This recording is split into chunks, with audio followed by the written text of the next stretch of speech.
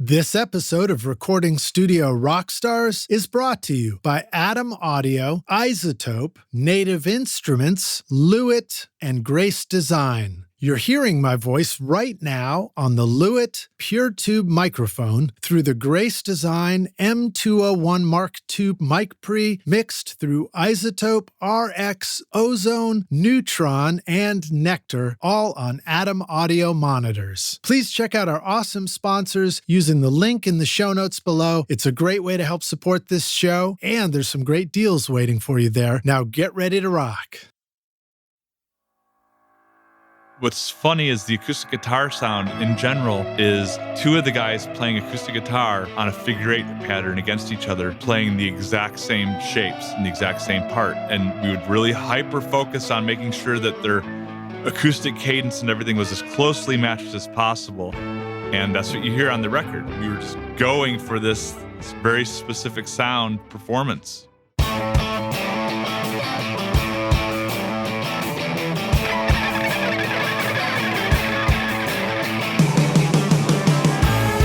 Welcome to Recording Studio Rockstars. I'm Lid Shaw, and this is the podcast created to help you become a rock star of the recording studio.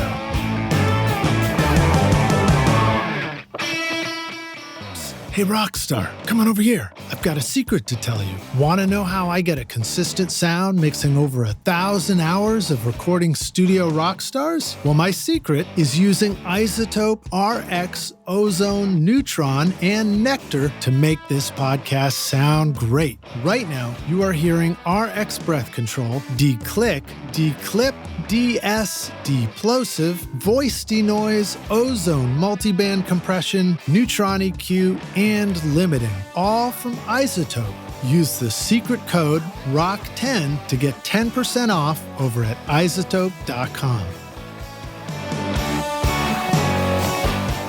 Are you recording your own music or other people's music in your studio, but you're having trouble figuring out how to get your mixes to sound great? Do they sound kind of weak or distant or lack punch and clarity? Well, I've got a gift to help you take your mixes from sounding like basement demos to sounding much closer to professional mixes. And it's my free course called Mix Master Bundle. This course will show you how to get pro-sounding mixes from your home studio with free and stock plugins in Pro Tools, and the best part is that these mixing techniques work for you in any DAW, whether you're on Logic, Cubase, Studio One, Reaper, anything you can think of. If you're ready now to make your best record ever, then go to mixmasterbundle.com to get started for free now, and you can find the clickable link in the show notes of this episode.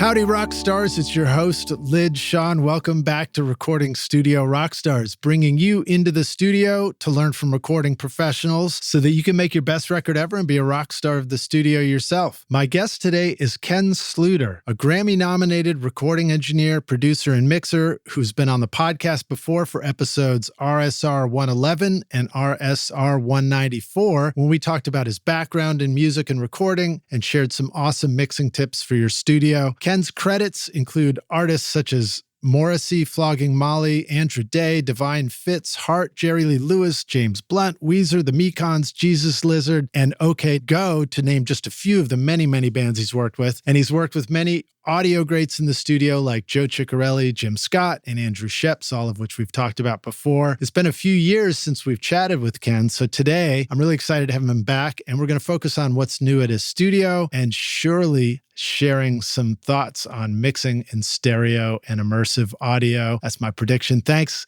again to Brad Wood for making our original introduction. Please welcome back to the podcast, Ken Sluiter, to Recording Studio Rockstars. Ken, are you ready to rock yet again, my friend? I am ready to rock, Lidge. Good to see you. Good to have you back here, man, and good to see you.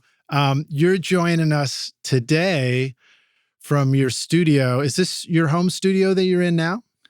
Yeah, I moved with my family and we moved to Monrovia, which is east of Pasadena. So basically, my wife and I said, how far out can we live and still be in LA? And we were looking for high school. We have kids, all that stuff. We wanted to buy a house. And so we finally discovered this area, and it's fantastic because it feels like we live in a small town. But I'm not around the corner from Hollywood, but I can get into Hollywood for, sessions, meetings, and whatnot. And it's been great. Is that closer than Anaheim? That would sort of be my reference for being outside of LA, but not, well, I don't know if you'd call that terribly far away or not too terribly far away. Yeah, it's a bit closer. With LA, so much of it has to do with what time of day you're trying to get somewhere. Yeah. And there's nowhere's easy to get in LA. It's gotten, I mean, I know that's the cliche to discuss traffic in LA, and I've been in other cities that have traffic that feels about as bad, but yeah, it can be crazy. The differential between, say, for example, if I'm trying to get into Hollywood at 9 a.m., that's an hour. If I want to get to Hollywood at 9 p.m., it could be 25 minutes. It could be less than half the time. Yeah. I know traffic is old news, but it really is significant when you're trying to figure out how to get places. And then, of course, we live in a world where a lot of us are building home studios, and that becomes very relevant for that particular reason. I remember visiting LA and driving with a buddy, and he was getting stressed out about, having to take a 10-minute break to pop into a store and back out because we were watching the traffic, the timing difference increase in real time. You could see it on the map. It's like, oh, if you wait 5 minutes now, it's like 45 minutes to get across town. It's it's like a game. Like the video game in LA is sitting watching your ways, trying to figure out the best time to leave and get somewhere. And I will say, and obviously COVID has really changed things. But even before that, I was starting to realize for myself that I was spending less time actually in a session with artists and more time mixing by myself. And that's only become, more prevalent.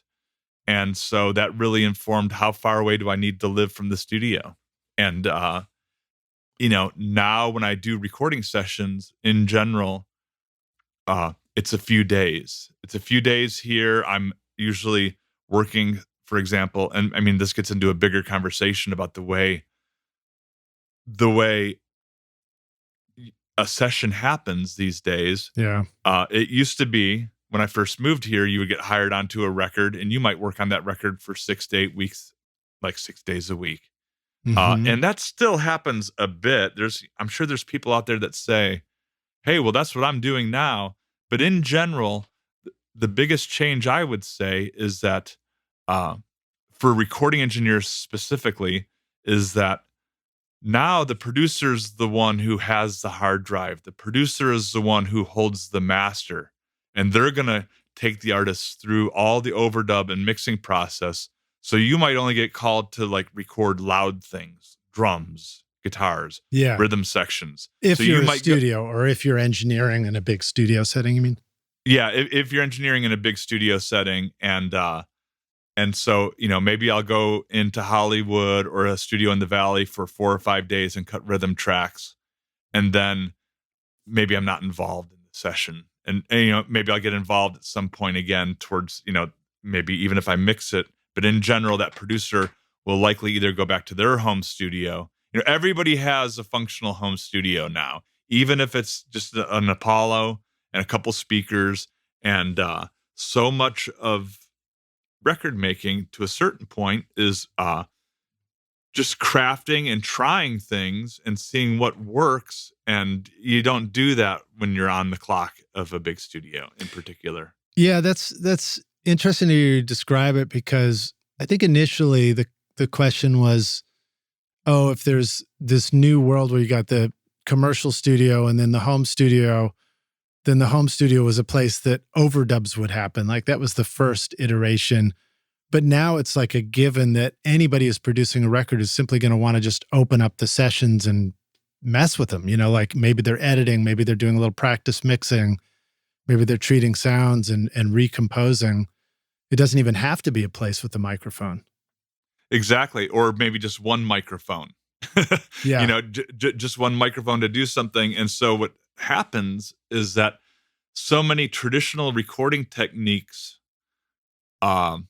can really come into play. So say, for example, if I'm recording a drum kit, I really want to record that thing the way I want it to sound as a finished mixed drum kit to a point, because once that Pro Tools session goes off, I might not ever see it again. Whereas if I record a drum kit to give somebody every option they would ever want in the world, then I'm leaving it up to somebody else to define what the drum sound is going to be.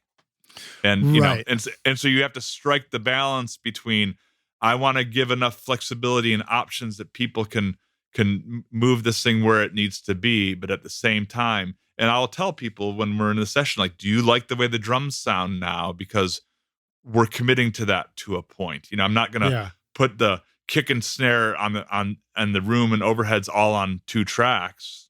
Although I would like to sometimes, that you have to give a little bit of flexibility.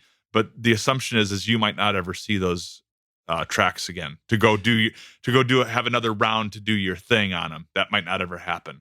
Yeah. So I'll say that back to you. So what you're describing is the difference between when you go in to record drums, for example, and you have the vision for the record, you might focus the microphone choices and the drum tuning and all that kind of stuff in a very particular direction that gives you a defined sound. Whereas if you're doing a session for somebody else who's going to take the drums and go off and do who knows what to it, you're going to try and give them many more options if possible. Kind of the other way around, I think. In other words, I think that you have to give them enough options to do things, but at the same time, the overall concept of what you want the drums to sound like. In other words, I would say that on paper, it seems like a good idea to give everybody all the options, but at the same time, I feel like I've sort of crossed the threshold now where I think if someone's going to call me to do something because it's the way that they like the way that I did it on something previous, so I'm going to do that, and I'm going to be a stickler for. Well, I'm jumping around a little bit because this is sort of like more of a mixing tip, but I'll say this.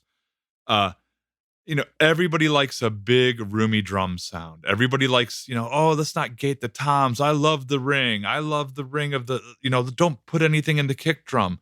It's like, so now the drums have a real tone to them. And that's great. That's a great sound. If that tone is a pitch that's a half step off of the key signature of the song, you're going to struggle with that drum sound. And you're like, oh yeah, well, we'll fine tune that in the mix. And then you get into the mix and you're like, I'm listening to the guitars and the bass and I'm listening to everything and it all sounds good. Why doesn't it sound good when I put it all together? And, oftentimes it'll be the drummer's playing a drum tom pattern. That's like a pattern. Doom, doom, doom, doom, doom. And that thing's going doom, doom, doom. And it's a half step lower than the key signature of the song. When you put it all together, it's going to sound like mud. So there's certain things like that I've become more sensitive to. I wasn't always, but now it's like, wait a minute, we have to fix this now. Like we have to fix this. We have to go look at and you can either do one of two things. You can either tune the drums so that they're in a complementary pitch to the key of the song, or you tune the drums so that they're dead and they don't ring out. Right, so that there's no chance they're going to fight. Yeah, exactly. But there are certain things that need to happen at the tracking date, and so those are the things that I try to focus on. Let me jump back in for a sec, and I'll say this back to you the correct way now.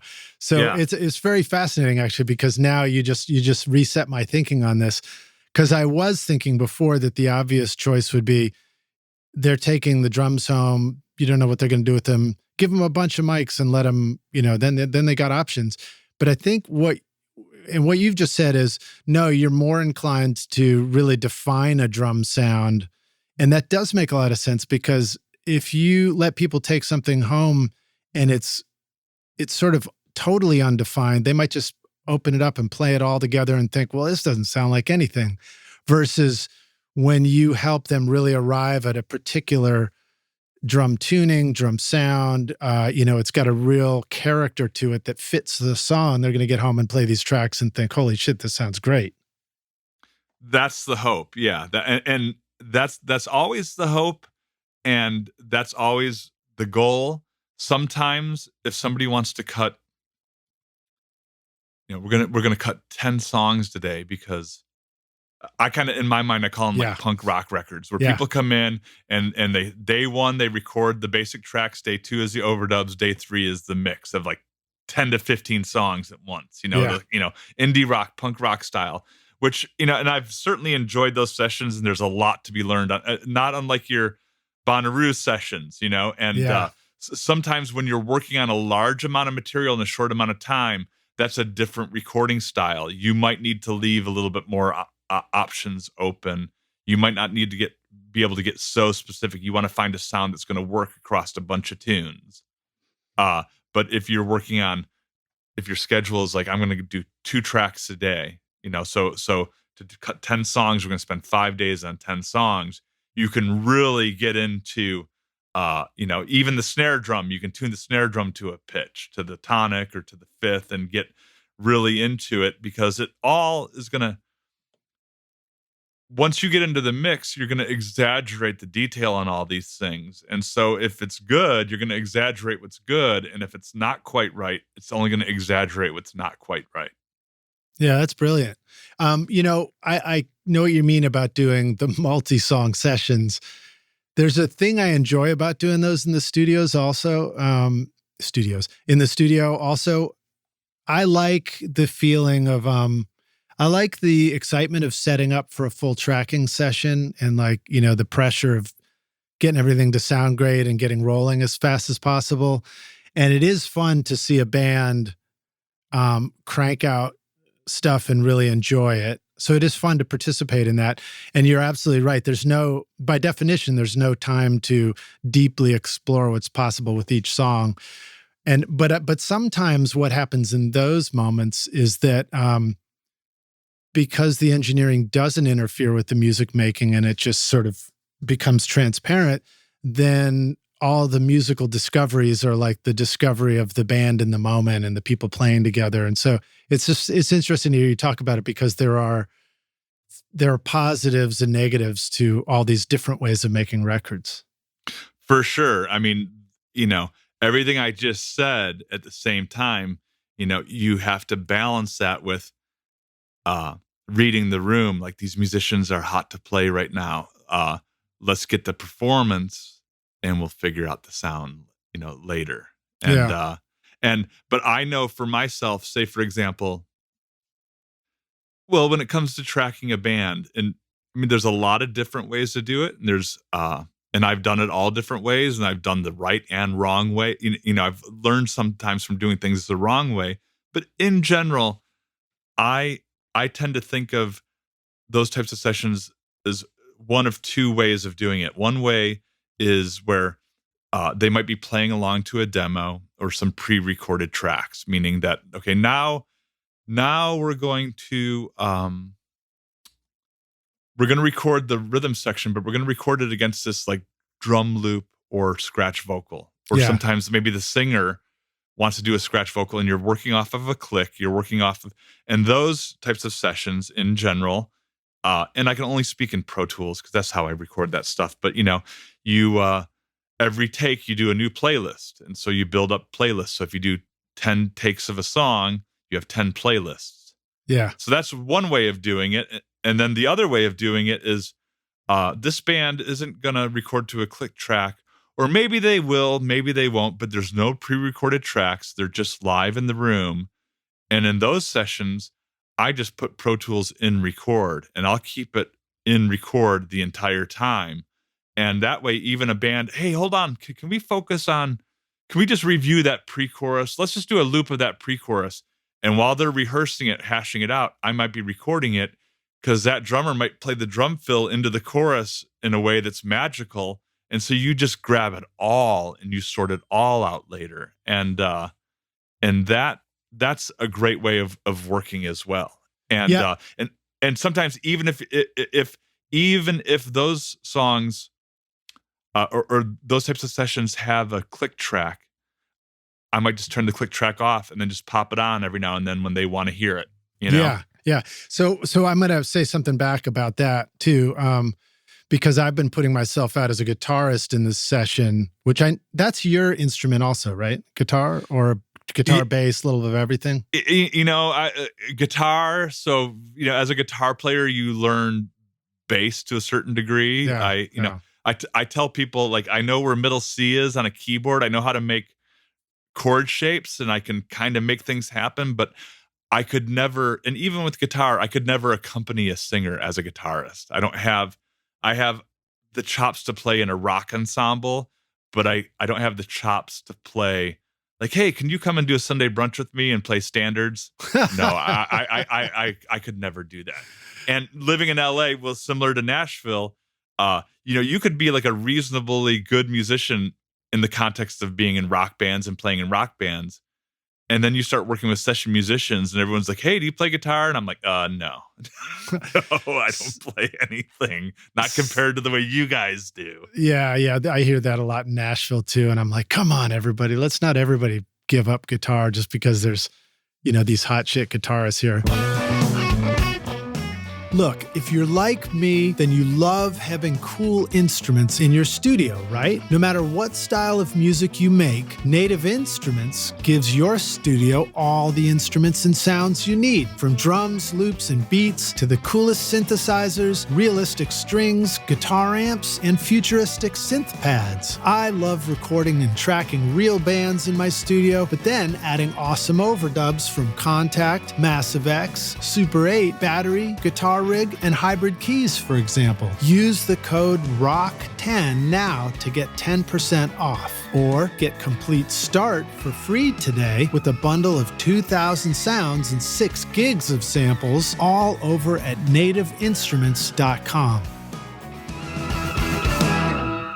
Well, I was just going to say I remember the first time somebody showed up, and it might have even been like my brother's jazz band or something showed up, and it was like, the whole record was just one long session and all the songs were in there somewhere. And I was like, what the hell, But as somebody who's been playing guitar and who's actually out there with the band working it out, I've learned that the beauty of letting it roll, like you just described, is there's something that never happens to disturb the session is nobody ever has to say, we're rolling, just before you have to perform something. And that's a big deal, You want to be able to just start playing when you feel it in that moment and not be interrupted. For sure. Yeah. I mean, that's a big part of it is that you're capturing everything at the same time. There's not that you're rolling, it's just a totally different way of working, and they're both very valid. And, yeah. And sometimes it's because the guitar player plays a little lick in the front or something, and you're just like, oh my God, that's a magical moment. We're gonna use that in the tune, and it's nice to be able to capture it. Yeah, sure. And then Rockstars, I think a really good takeaway from hearing this back and forth too is just remembering that it's super important for you to learn each of these ways of working as best you can, because, and I'm sure you feel this way too, Ken, which is that you need to know as an engineer or as a producer, in that moment, you have to be like, okay, today, this is exactly how we're going to do the session. And you have to be ready to like flip your whole way of working in a different direction, potentially, when the moment you recognize which of those ways is the best way to do it. Yes. And I would even go so far there as to say, the more I do this, and I look at, you start building like your techniques, like it's like a little toolbox of things. And every now and then I have to look and say to myself, like, is this technique I've been doing really working for me? Like, how successful is this really? You'll see somebody who does something that you go, well, I don't do it that way. No, that's not how I make records. I don't use that kind of equipment. And then it's like, well, you know what? Maybe I'll start using that kind of equipment. Maybe I'll try something new. I go through phases where I'm more open to changing my technique, and then phases where I'm like, no, I'm double downing on what I know, and there's times and places for both of those things. for sure. Yeah. So now we've got lots of things to talk about today on the show, but one of the comments you mentioned earlier that sounds like it's what you're talking about now too, is this kind of changing studio industry too in LA and everywhere. And, the concept of like making beats with a laptop versus recording bands in a proper studio. And what does that mean? And is that one of the things that you found yourself, seeing something that was the opposite of what you did in a moment and thinking, okay, that's the next opportunity for me to figure out? Well, let me figure out a way to say what I feel about this without sounding like an old man yelling at the clouds, which is inevitably where this will go. I can't help it. It's funny because when I was younger, I was really into technology, meaning like I loved when I first heard the Human League's Don't You Want Me, and I heard that cold synthesizer playing against that drum machine, that like super rigid groove. I loved it. Loved it. Loved Human League, Gary Newman. And that informed, getting into so the 80s. I loved the 80s. I loved everything about it. It's awesome. So one would think that when EDM came about, that I would have embraced that too, because it's a lot of the same, way of working. But somehow it all just kind of like left me a little bit cold. And now I feel like there's people who make laptop music with beats and for every example, and I'm not going to like give specific examples, but there's somebody who's doing it very creatively.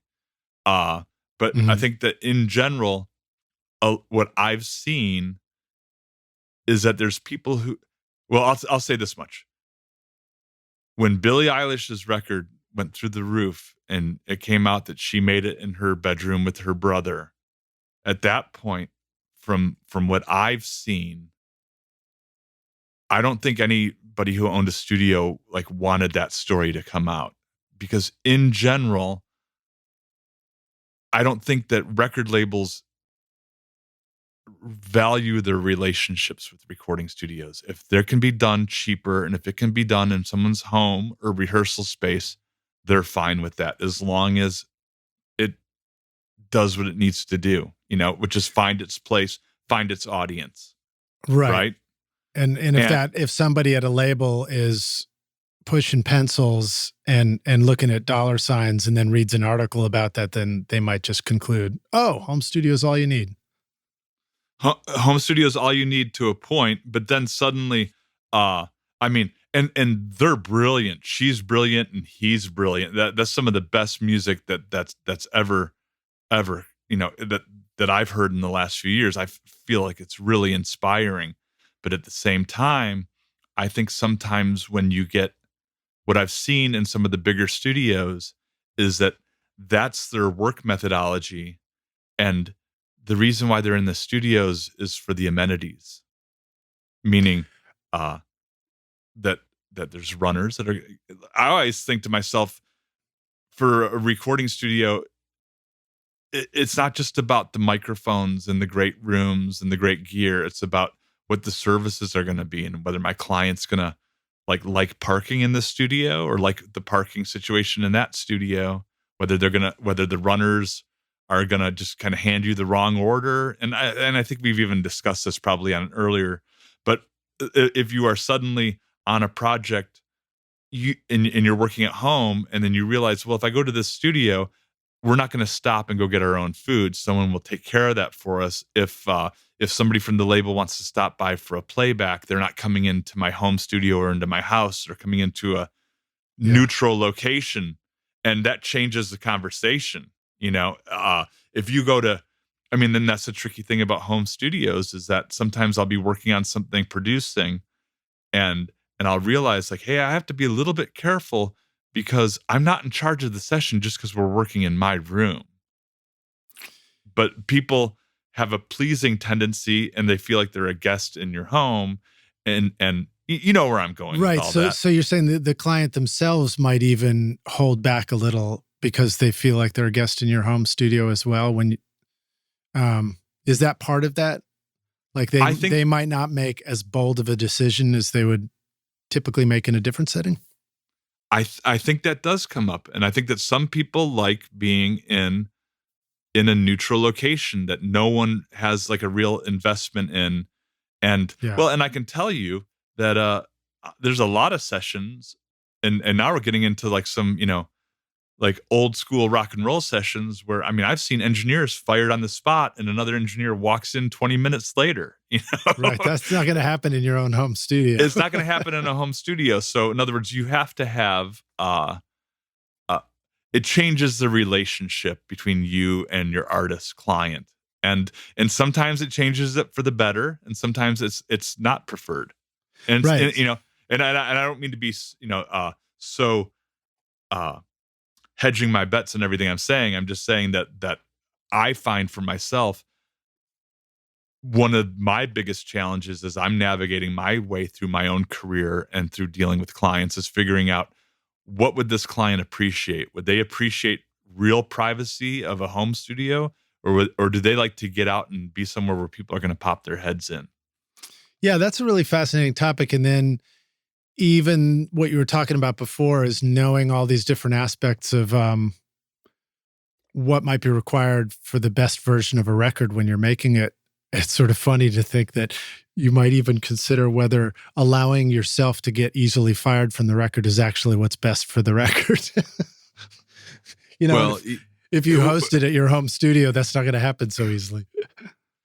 Right, but it does change the dynamic. And also when it comes to producing, I feel like sometimes, and I've said this before, and I maybe even said it on your show, but if you don't feel like you're occasionally at the point of possibly getting fired, sometimes maybe you're not doing your job. And what I'm saying is that, your job isn't to be the concierge and make everyone as comfortable as possible. And I'm not talking about the studio space or the environment. I'm talking about in the making of the record, where if you have an artist who is who wants their next project to do better than the previous one, then we have to do things differently. Then we have to try something different. And if we all get comfortable in the way we know how to do things, we're going to keep getting the same result. That's fair. And that also accompanies that idea of doing the 10 songs in a day record. You're actually trying to dial something in to allow the same result from song to song. And then the only opportunity to change it up is to make, fast musical decisions as the band too. Yeah. And pressure is oftentimes good for those situations as well. Yeah. Pressure and momentum, that okay, now we're on a roll. The one thing what's great about the way that we can work on records now is that you can take your time and really, come back to things. Oh boy. And that's great. But also, but that's also the bad part of it, whereas sometimes it's like, hey, listen, we have the studio for another, 4 hours. Like, we need to make a decision here, because are you going to be that more musically informed 4 days from now than you are right now? Probably not. We need to make the decision now when we can and build on decisions. Yeah. So that, I mean, I know we're just kind of going in every direction we think of, but this is what we do, right? This is what we make music. We make art. We talk about it in the same way. The pressure, like, I absolutely 100% know what you're talking about. When I do a power weekend in the studio with the band and we record 8 songs, 10 songs in a weekend, and there's no time for anything to take a moment longer than it has to. You just got to keep trucking. There's creative things that happen in there that just were not going to happen if I had a nice, long, relaxed day in the studio. And so there's a huge advantage to pressure if you play it right, And for sure. And I absolutely know that I've experienced that thing where you have creative ideas in the moment that you can't get back if you came back again later to do it. It's like you almost can't get back in the same headspace without building up the pressure again. It's like a steam kettle or something. Yeah. I mean, and for certain bands, I mean, as you were saying that, I remember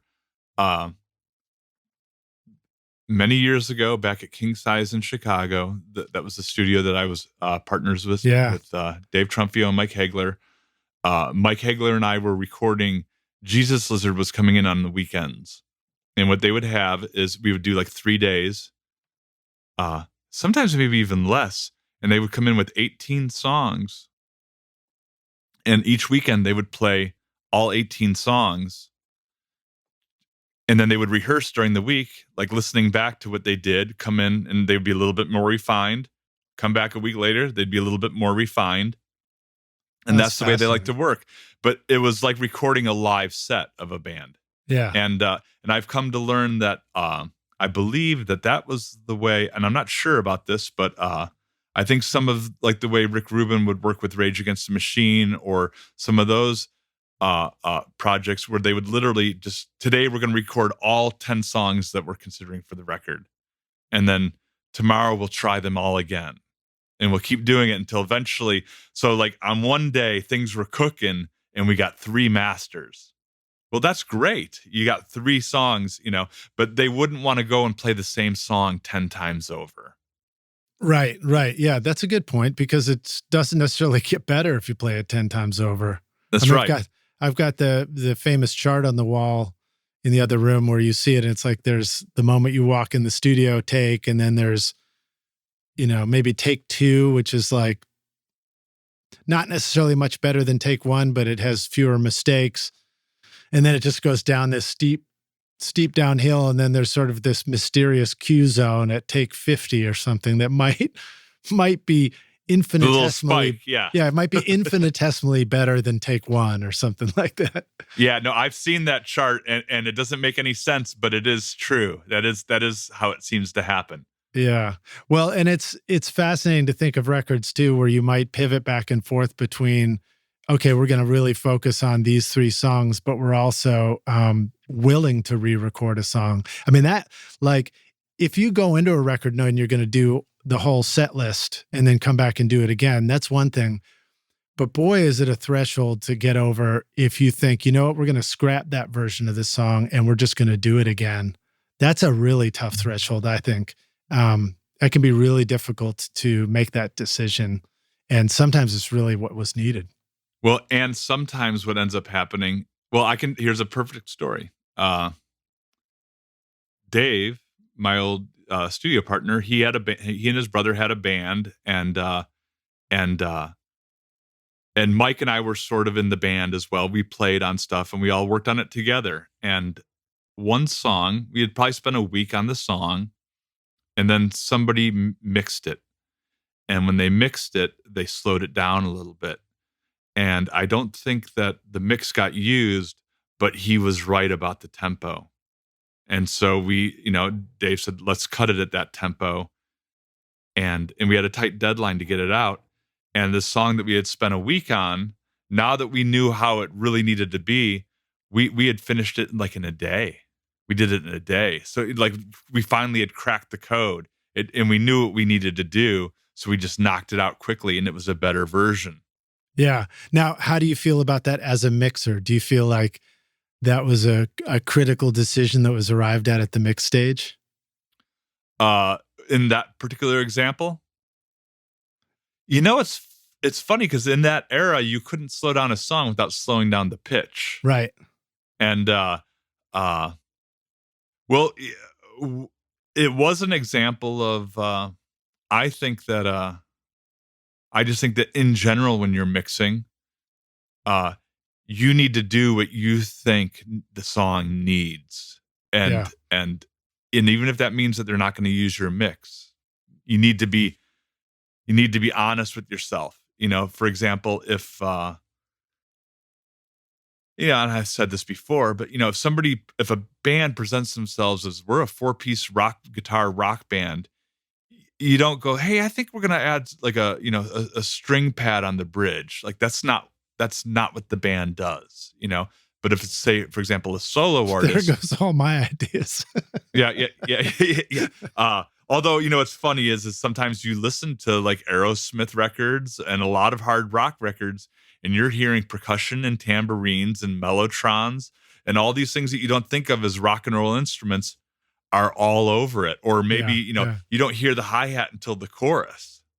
Yeah. And so the whole verse, the verse might be the hi-hats playing the backbeat with a tom pattern. And then suddenly when we hit to the chorus and they go to an open hi-hat, it sounds like the song exploded. Well, then now when we get to the bridge, now we can go to a ride cymbal. Whereas I find, and again, here I am, old man yelling at the clouds, like with a lot of rock music, when the band comes in and in the first chorus, they've splashed and the entire drum kit's already done everything it can do, gone to its top dynamic, then you start getting into these like studio trickery stunts of like, okay, now we're going to take all the reverb off and we're going to like suck it into this tiny little sound, and we're going to make it sound like we're going to make it sound like the radio for one bar before we hit the chorus. And it turns into these production techniques that kind of sometimes really date the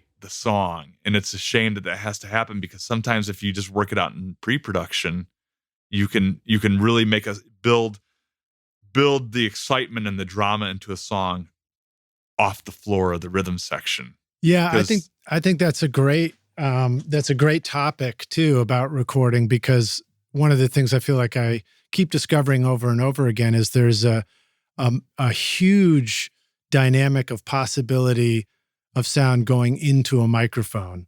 And meaning, if we allow ourselves to sort of gain up the microphones and perform our instruments in such a way that we hold back, we know when to hold back and we know when to explode, there's a great deal of everything you just described that can be written before it even gets recorded, versus I think what I'm hearing you say, which is when we don't do that, or when we forget to do that, or the times where we intentionally don't do that, that leaves the end of the creation process, the mixing stage, as the canvas on which we're going to have to make all that dynamic. Exactly. And I'll do it, I'll do whatever I can do. Like, it's not uncommon for me to, and now we're getting into specifics, but my master fader, sometimes my master fader over a course of 16 bars might creep down like slowly 3 dB. So when the chorus hits, it creates a accent on that downbeat of the chorus. Oh, fascinating. But I know I can't make the chorus louder. I've run out of headroom. I can't make it louder. But if I go and I make the verse quieter, that's not really going to work either. So what I'll do is I'll slowly, like I said, over the course of a 16 bars, I'll slowly sneak it down. Sometimes it's just 1.5 dB, so it's very subtle. But I'll do whatever I can to make the song do what it needs to do when it needs to do it.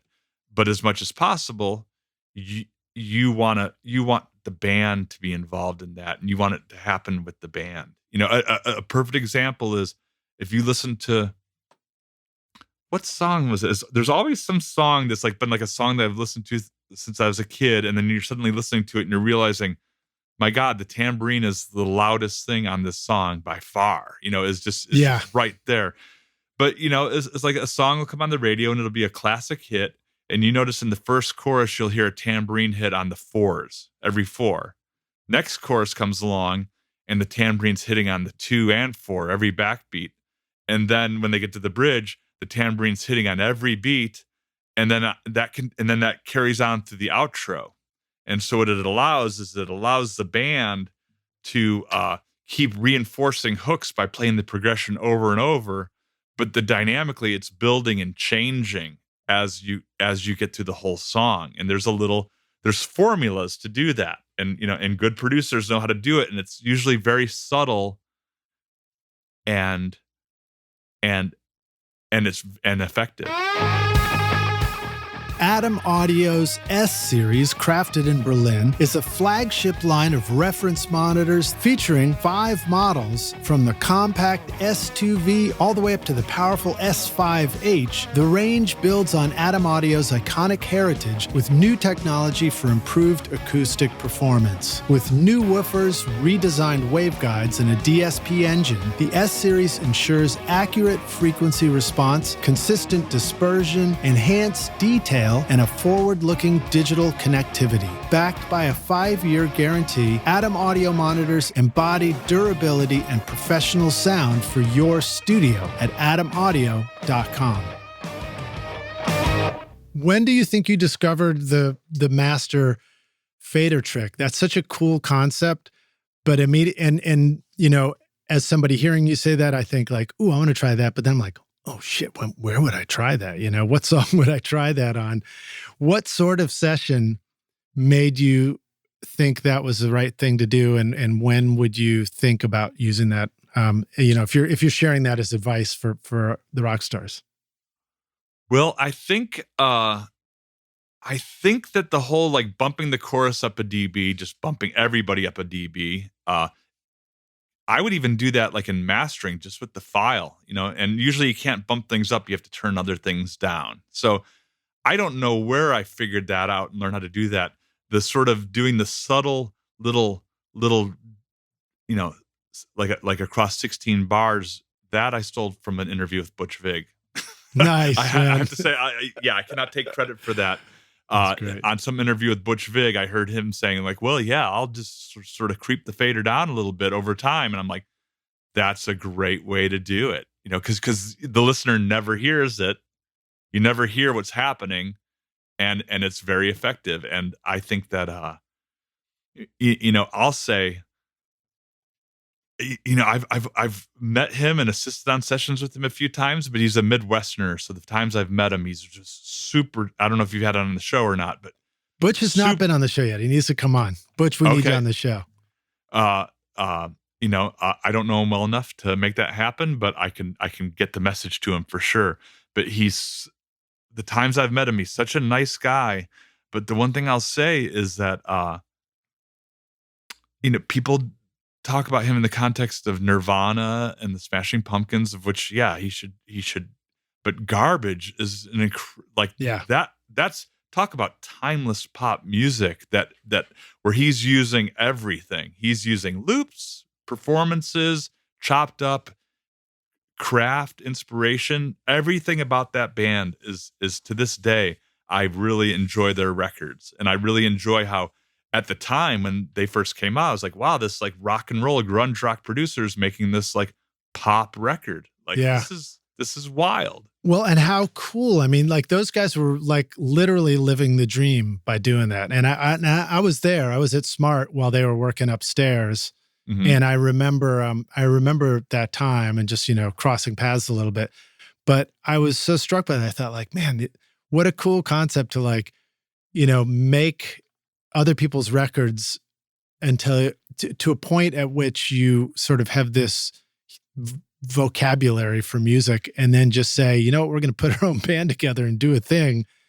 And I remember hearing that they, auditioned singers for it until they found the complete band and got everybody together, and it was worked right off the bat. But I just think there's an element in all of us that, sometimes makes records with other artists thinking, well, I kind of want to do this too. So I thought that was very cool as well.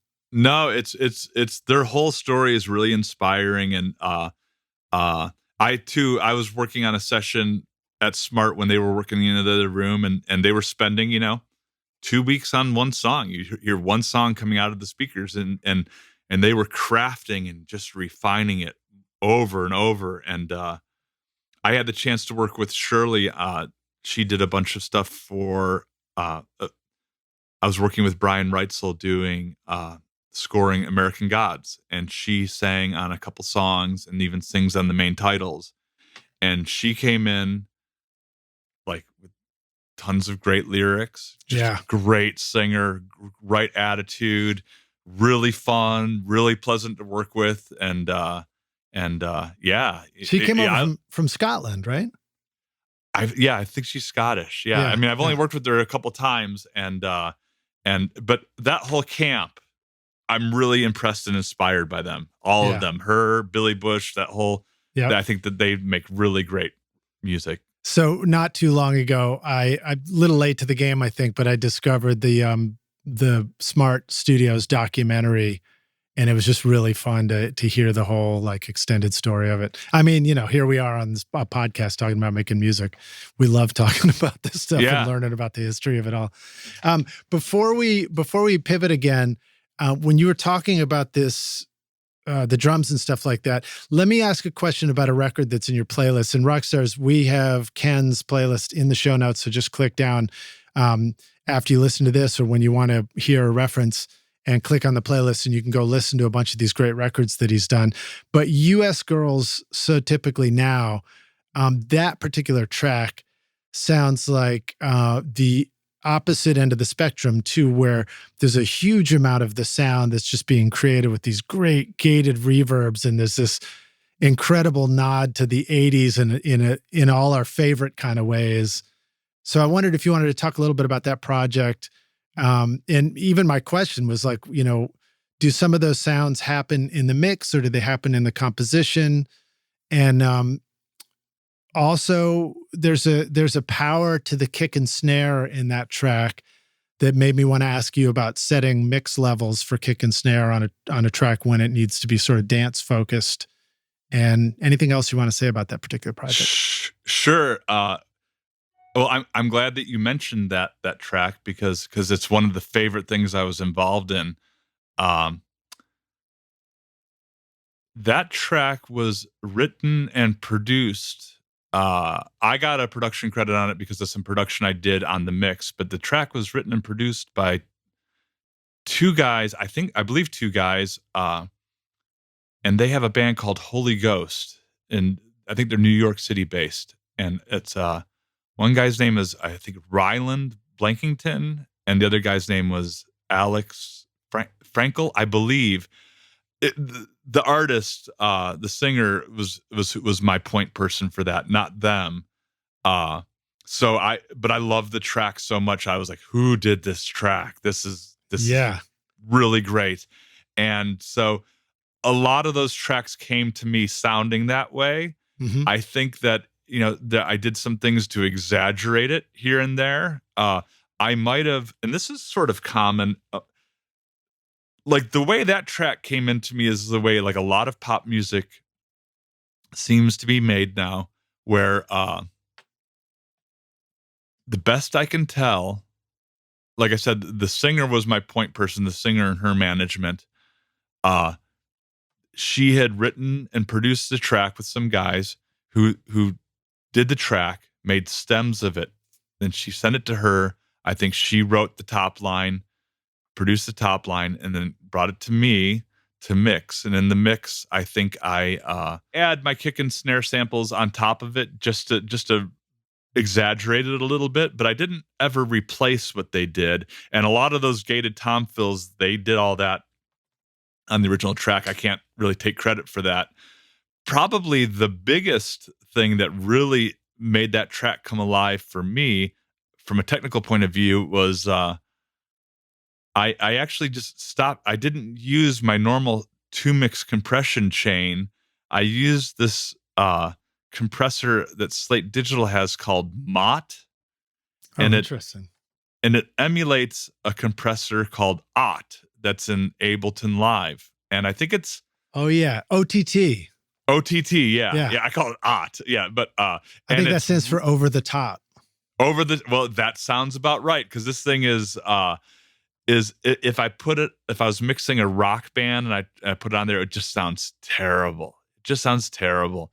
But on this one, it was just kind of goofing around, and I'm like, well, what if I turn everything off and just pop this thing on and just flip to the presets? And I flipped through one of them, and I was like, oh, this... You can swear on this show. yeah, like this, now we're cooking. Like, this sounds incredible. And so that was it. Like I said, it's a setting that I never ever use, but on that track at that tempo, it just really made the thing come alive. And yeah, that was a really fun track to work on for sure. So one of the things that's I got a couple of questions around that. One of them is just pointing out that what's fascinating about program music or EDM music or pop tracks that lean that way is because kicks and snares always hit at an absolutely controlled and same level. I think it does change some of the decisions you can make around processing and master buses and stuff. And I think that there's a lot of things that we learn from working with a rock band with real drums, bass, and guitars that are all based on what works with those instruments, where there's a whole variety of dynamic and sound levels and stuff like that. Do you think that's an accurate point to make? And is this something that you've picked up on? Do you find that there are tools that allow, because a programmed kick is always hitting at the same level, it changes the way you think on that stereo bus? Like that? Yeah. I think that's why I don't think it would have worked otherwise. And I think it doesn't work on a rock track because there's too much variation, too much dynamic variation. Yeah. I would also say that just reminds me of one thing that is interesting, and it's sort of a related topic, is that when I add kick and snare samples into a track I'm mixing, it's not uncommon for me to find a snare hit of the existing snare on the track that's clean with no hi-hat bleed or anything, and then put that into my slate trigger and then have that tucked underneath the real snare. Or I'll do the same thing with the kick drum, because what I'm not trying to change the overall sound of the snare. I'm just trying to make it more consistent. Right. Okay. So that works for boosting a live kick drum or a live snare drum, where it's like you're creating your own best of sample and reinforcing itself that way. Yeah. Or sometimes what I'll often do is I'll then make a comp of, like, every backbeat might be the snare sample, but all the fills are the actual real snare, or if there's a ghost note, like a drag on the snare, I'll have that will be real. Okay. Okay, cool. So let me back up and ask you this question. Sure. Give us something to think about. Like, when we think, like you said, I might have reinforced it with kick and snare samples, but I didn't replace it.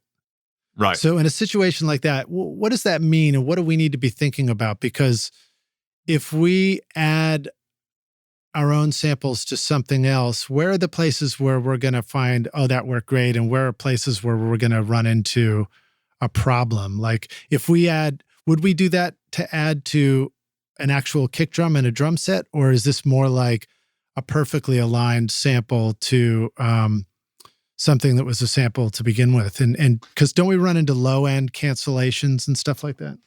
Sure. No, that's a really good topic. I would address that sort of on two fronts.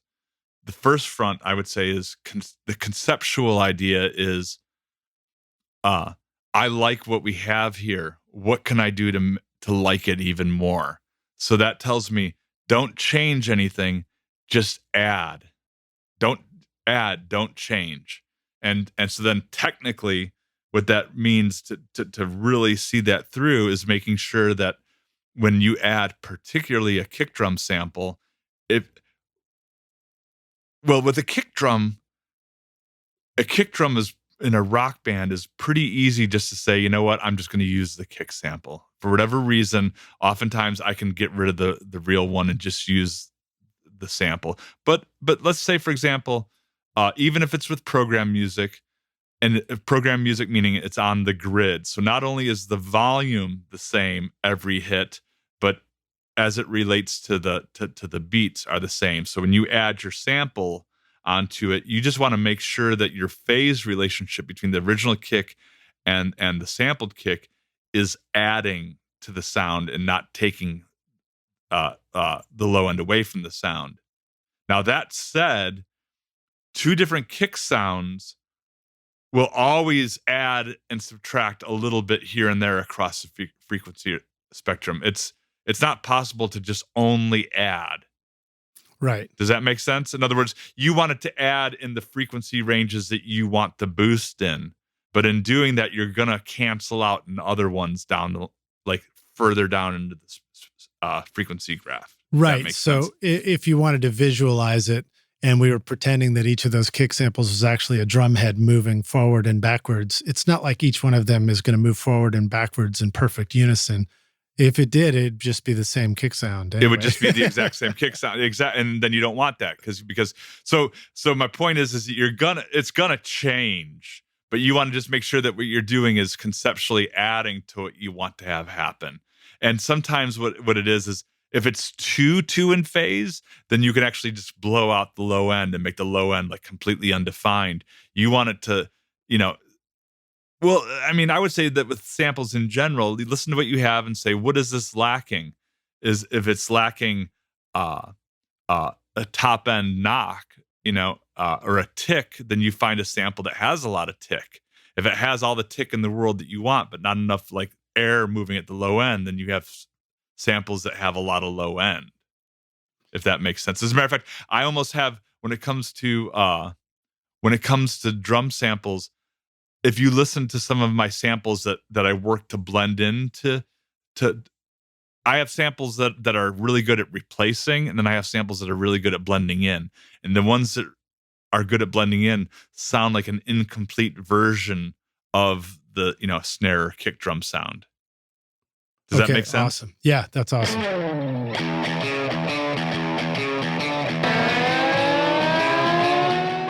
I am massively impressed with iZotope Ozone. I've been mastering a lot of my records recently, and Ozone makes it so easy for me to get a fantastic sound. The mastering assistant will help you get started by measuring your track and suggesting all the settings you need for a professional result based on the genre and EQ curve of your choice. You can even reference a specific song if you want. Using simple yet sophisticated modules like clarity, impact, low-end focus, stabilizer, imager, exciter, and spectral shaping, along with powerful dynamic EQ, compression, and limiting, you simply adjust the settings to your own taste and it sounds incredible. And the magic of master rebalance means you can reach into your mix at the mastering stage and manipulate the vocal, bass, and drums. My bandmates are pretty demanding of my mixes, but now when I send off the masters for approval and get comments back like, holy bleep, pristine,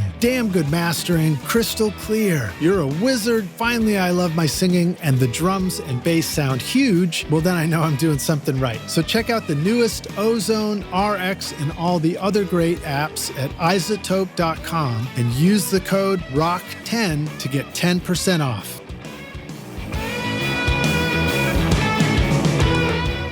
What do songwriters, music producers, DJs, EDM, TV, and film composers all have in common with you and me? We all need incredibly cool sounds that instantly transport the music we are creating to the style that we want. This is why Native Instruments is your ultimate toolkit with a massive library of sounds for your studio. Whether you want to create hip-hop, indie pop, classic rock, meditation music, pumping dance floor beats, or full orchestral arrangements, Native Instruments' complete bundle offers you everything you need, from drums, loops, and beats to wild synths, ultra-realistic strings, and vintage electric bass, guitars, and keys. The list goes on and on. I personally love recording real bands in my studio and then adding cool drum samples, synths, and futuristic keys from Battery, Contact, Massive X, Guitar Rig, and Hybrid keys, for example. Plus, it's a great way to make your productions sound modern and unique. Use the code ROCK10 to get 10% off or get Complete Start for free today with a bundle of 2,000 sounds and 6 gigs of samples over at nativeinstruments.com. Hey, Rockstars, we're back now for the jam session, otherwise known as the second half of the show. My guest is Ken Sluiter, joining us again from his studio in LA. Ken, are you ready to jam, dude? I'm ready to jam. Let's jam. Thanks, man. Thanks. Let's jam. Jam me. Do you ever jam anymore? Do you jam on guitar or with bass? Do you play music with friends now just for fun? I would love to do that. I miss it. I'm available for jamming. I'm trying to think of. No, it's been a long time. I'll play a little bit on records, and I produced a record this year that I play a bunch of guitar and keyboards on, and I really enjoy that. But even when I look back to my, in my 20s, I played in bands a lot. I was in a lot of bands, and as much as I enjoyed the shows and doing like our little indie rock band touring. We'd drive in a van all around the Midwest. I miss the rehearsals the most, like of sitting in a room with 4 guys just cracking the code of how are we gonna make this song work, and we're gonna figure it out right now together. That was my favorite, and that's what I miss the most. That is really fun. I still get to do that, only because I decided I wanted to do it and started making it happen. So just good reminder to ourselves. We make things happen, and then we go, oh, I'm doing it now. But if you lived in my neighborhood, then you'd be invited to be in our neighborhood Halloween party band. I'm dating this podcast a little bit that we're near Halloween still, but okay. I've been learning to play guitar and sing Thriller this week. So really, that's a hard one. That is a really hard one, and I'm not sure that it's gonna. Well, it'll be scary. Yeah. My band over Halloween there was this bar called the Double Door, and they would have like popular local bands would be a different band. And one year we were the Pretenders, and so we dressed and did sort of leaning on the first 2 albums, and that's a perfect example of this beautiful pop music that rolls. Like you listen to it and it sounds incredible. And then you go to try to learn it, and you're just like, oh man, this is some really difficult guitar playing. Yeah. Like, I think I'm out of my depth here. So the Double Door was in Chicago. Was that one of those clubs? I feel like I was in a couple where there's more than one stage. So a band finishes and they just turn around and there's another stage on the other side. No, that one had just one stage, but there was, there was Avalon had like a rock, There was a bar called Avalon that had like a rock room, and then they had the Cabaret Lounge, which would have like, as a matter of fact, that's the first time I saw Smashing Pumpkins. It was just like 2 guys in a drum machine, like playing like in the corner of like the little weird, the intimate Cabaret Lounge. Wow. And then I think Metro has like the main venue, and then like they have a dance club underneath it called the Smart Bar, and I think they'd have acts down there, and then they actually even had another small theater above it as well. Well, I think they still have all these things. I just don't live there anymore. Yeah. I remember playing the Metro and seeing bands there too. There was a lot of cool clubs in Chicago. Chicago's an awesome place. It's awesome. It's awesome for live music for sure. Yeah. So now I want to talk about your studio and Atmos mixing, but I also thought, since we were discussing drums, you want me to hit you with another drum question before we dive into mixing stuff? Sure. Yeah. All right. So I'll sort of like pile them all up here. So some of the songs in your playlist, there's a track by OK Go. Here It Goes Again. Really explosive sounding drums. There is the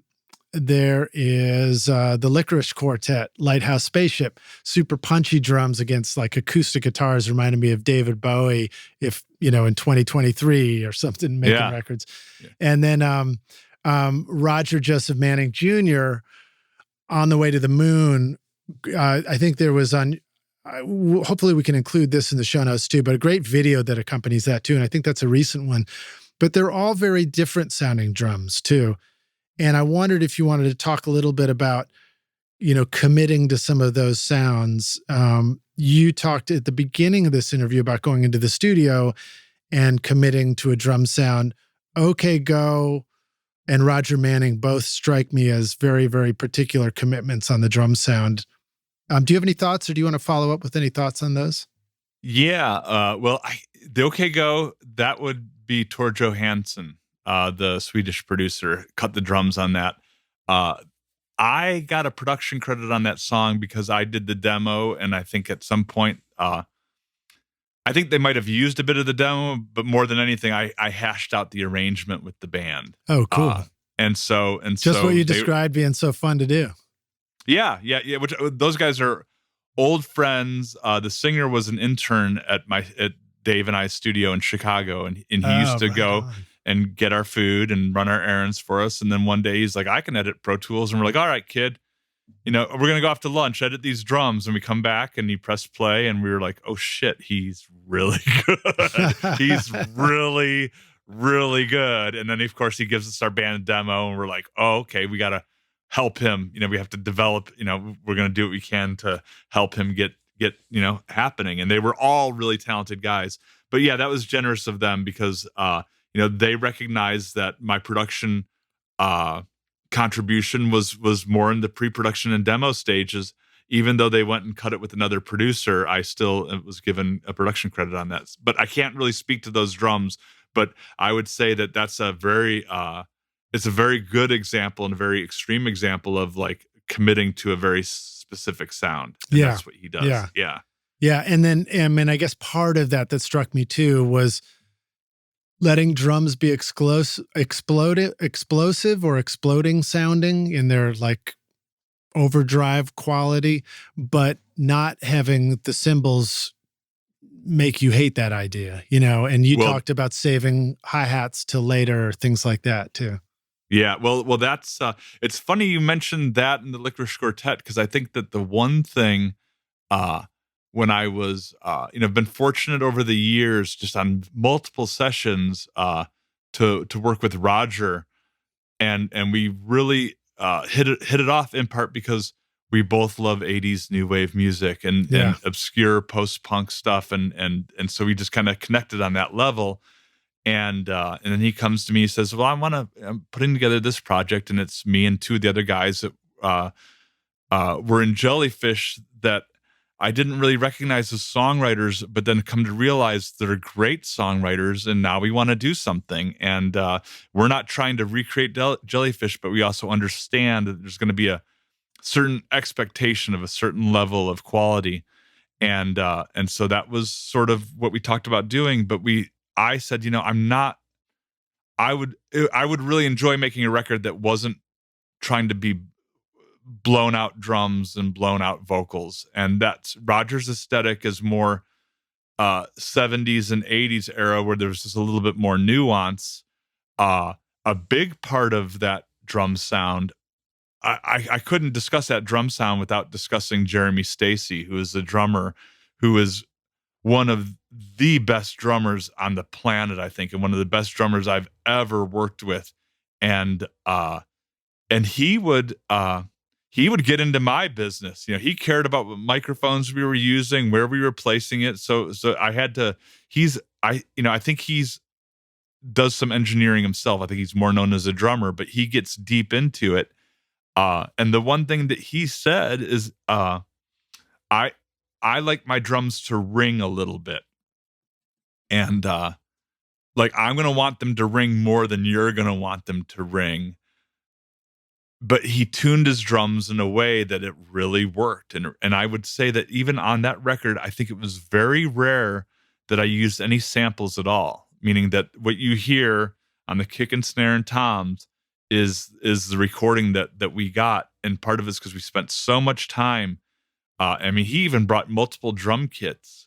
And what was funny is we set up a Premiere drum kit, cut a couple songs, and then we kind of got to like, all right, it's time to vary this up a little bit. And we popped another drum kit in and cut a couple takes. And we're like, nah, we're going to go back to the Premiere. Like we had really locked in a great sound with this certain set of shells. Yeah. And the room that we were in was a booth, basically. It wasn't a big room. And that also makes the drums like sing a little bit differently than they do in a big room. You know what I mean? Can you remember how big the room was? Because when you say booth, what does that mean as far as size and shape, when we're visualizing? I would say that this room was probably like 10 by 12, 10 by 14, like not much bigger than a bedroom. And it was difficult to fit the drums and all the mic stands in there. Right. It was a tight room, but that was the sort of booth sound that we were going for. And it really made the drums nice and punchy. We recorded it through an API console, which, it's funny. I on paper, I love Neve consoles are my favorite consoles. I think they're the best sounding consoles. But when I listen to the favorite records I've worked on, they all seem to be done on APIs. So wow. I think that maybe I love API at least as much, maybe even more than Neves, especially for like, you know, when you're really just kind of going for just a punchy sound. That's it to me. And that was one of the newer API consoles, and people who say those don't sound like the old ones, I don't think they do sound like the old ones, but they sound great. I think that they sound really good. And also, I think you get when the whole band is going through one console, through one topology, I think it makes for a more coherent sounding record. And yeah, that's cool, man. Yeah, I'm always, I mean, I've had my chance to work on some different consoles, but probably not as often as you. So I get glimpses of what different sounds are, but to really experience tracking a whole record on a console like the API is pretty awesome. Well, I'll tell you, yeah, that being said, I don't know if I can always pick out, like when I'm driving in the car and I'm listening to the radio, I don't hear a song and go, oh, that's clearly an API. Right. You know, I don't hear a song and go, oh, that's clearly a P bass as opposed to a jazz bass. Or that's clearly a Strat, not a Les Paul. Every now and then something comes along and it really surprises me. I thought it would have been this and it was that. Yeah. So often. But yeah, that was everything about the Licorice Quartet project was great because the guys in the band had great taste and their ability to execute their good ideas and their ability to also know that what they wanted to achieve wasn't going to happen fast. You know, they really, you know, they really took their time. There's a whole overdub process. I wasn't involved. I cut the tracks and I mixed them, but then and I did some of the overdubs, but they also worked with a really talented guy in LA called Frankie Siragusa, who did a great job at the overdubs. And he, again, was also very in tune aesthetically to what the band was doing. Well, so one of the notes I took was punchy drums against acoustic guitars. And to me, that's one of those striking differences that really speaks to that process that you're describing, where it's like you arrive at this rock and roll sound that kind of needs to be an overdub process to get there. Well, and it's funny because if it's a song, they have one song. The song that seemed to have gotten the most reaction was a song called Lighthouse Spaceship. And that's kind of the most Bowie-esque song, I would say. Yeah. And what's funny is the acoustic guitar sound in general is two of the guys playing acoustic guitar on a figure eight pattern against each other, playing the exact same shapes in the exact same part. And we would really hyper focus on making sure that their acoustic cadence and everything was as closely matched as possible. And that's what you hear on the record. So it's in mono and it's right up the middle, but it's two guitars and they were recorded with them staring right at each other. And we were just going for this very specific sound performance. That's cool. And that's just that great reminder that, you know, like it doesn't always have to be this way, but rock stars, pay attention to matching your strums sometimes when you double a guitar and something, like match it exactly and see what happens. Because it can be a very cool thing when things are unified like that. And especially with acoustic guitar, you got to be careful. And this is getting a little bit tangential, but the other thing it reminds me of is that, so what we've created is a double, like we're doing like a live double, more or less. Yeah. And, you know, the one interesting thing, what I love so much about Roger is he's got a vision in his head of what the final thing is going to sound like, but he will admittedly, he's not a mixer. He's not an engineer. So he'll describe to me what he wants. And then I have to, he doesn't watch a bunch of YouTube videos and start making suggestions, which kind of drives me crazy when people do that. You know what I mean? It's like, oh, you know, whenever somebody says, well, how about we sidechain? I'm like, oh no, here we go. But do they ever say, but Ken, I heard you talk about this once on Recording Studio Rockstars. Yeah, you can do this. I know you can. But specifically when we talk about doubles, what I find really, and you mentioned the acoustic guitar and matching your strumming patterns, or just making sure that they complement each other and they don't create cross rhythms, is what I call them, like where they where they feel like they're going against the groove. But in general, part of the juicy magic of a double is when you, especially like with a vocal, if you have a lead vocal, and then you double it, and then they're coming out the same speaker, that's one sound. But if you spread them across and put one on the left and one on the right, that's a different sound. And there's not one that's better than the other. But if you're going for more of a vintage vibe, you're not going to want that double to spread out, because that will make it sound more modern. Now, if you want both, what you need to do is you need to triple track. So say you're doing like oohs and ahs and backing vocals or harmony vocals. You're going to want one going out the left, you're going to want one going out the right, and you're going to want one going out the middle. So that way, the left one is interacting with the middle one, and the right one's interacting with the middle one, and it creates that juicy, multiple tracked vibe. If you just pan one to the left and one to the right, you're just going to get this like, I'm trying to sell you a stereo system sort of vibe, and it's a different sound, and that's one of those things. Like, or sometimes on their backing vocals, it will be oftentimes it'll be 9 tracks. There'll be 3 on the left, 3 in the middle, 3 in the right, and then of course you have to bounce those down. And they would do it with 3 singers on their on the microphone, so you would have like 27 vocals. Wow. And then they would do it for each note. Like if you want to get that Queen Mutt Lange, sound, it's stacks of vocals, and you don't harmonize together on the microphone. Everybody sings in unison together, and then everyone sings the next note together, and then the next note together, and you stack it all up.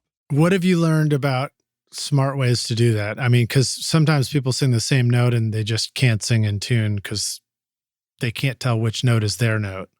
Well, singing in unison, for me, I'm no lead singer, but I can do backing vocals, and it's much easier for me to sing in harmony than it is to sing in unison. It's very difficult to do. One of the things, I was doing some backing vocals with Steve McDonald, this bass player, and he's married to this woman named Anna Warrenker, who's an amazing singer. And all the 3 of us were out together, and we were stacking them up. And she said to me, like, add some falsetto in it. It'll be like Velcro. Like, you'll blend with us better if you add a little bit of falsetto. Or not falsetto, I'm sorry, vibrato. And the nice thing about vibrato is vibrato allows you to keep, as you're adding vibrato, you're also correcting your pitch as you go. Yeah. Whereas if you don't add any vibrato, and you go start sharp, it's hard to get back in tune again. Yeah. Well, it's called do it over. Do it again. Yeah, do it again. But you can only do it again so many times. If you're in a room with some people, eventually they're going to be like, hey man, maybe you might want to sit this one out. Can you go do the lunch run for us? Yeah, exactly. But those guys are really good at it, and they're really good at singing unison.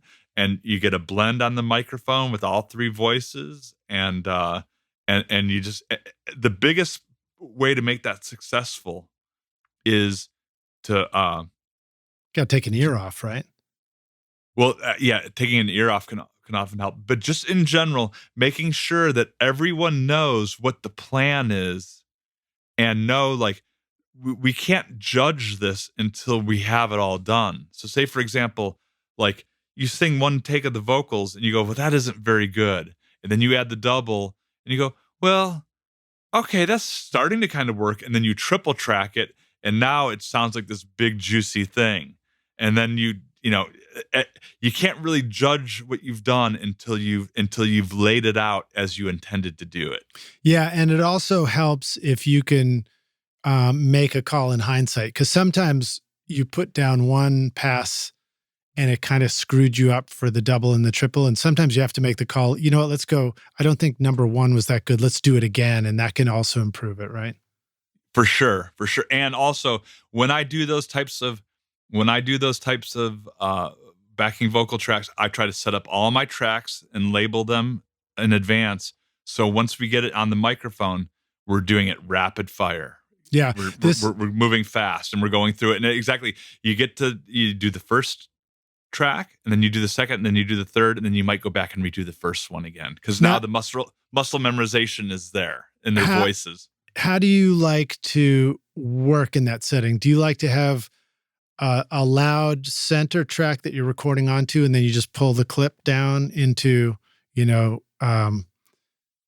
A and B for left and right, and then you've got a working track and you're just pulling it down to these other tracks? Or do you like to put each track into record as you go, and then you find you have to like bring the level up, bring the level back down into the mix kind of stuff?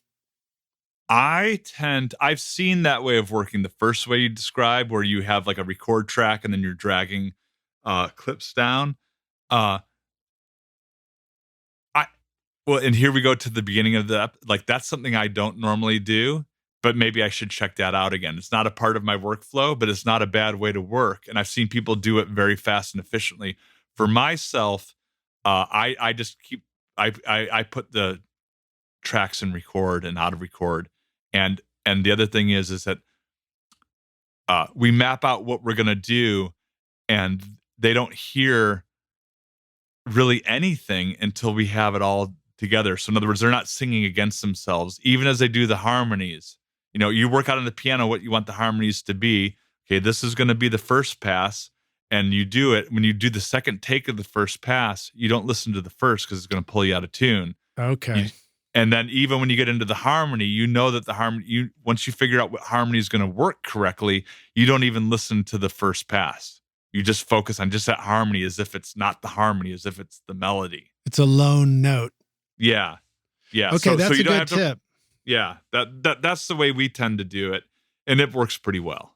Yeah. And I think rock stars, just to reiterate that in case you're trying to picture it, different ways to stack vocals and build stuff. One way is, you put something down, and then you hear that and you put down the next one, and now you hear both of those and you put one down, and then you're trying to train yourself to sing correctly and not be thrown off by those other sounds, but you're hearing all the sounds at the same time.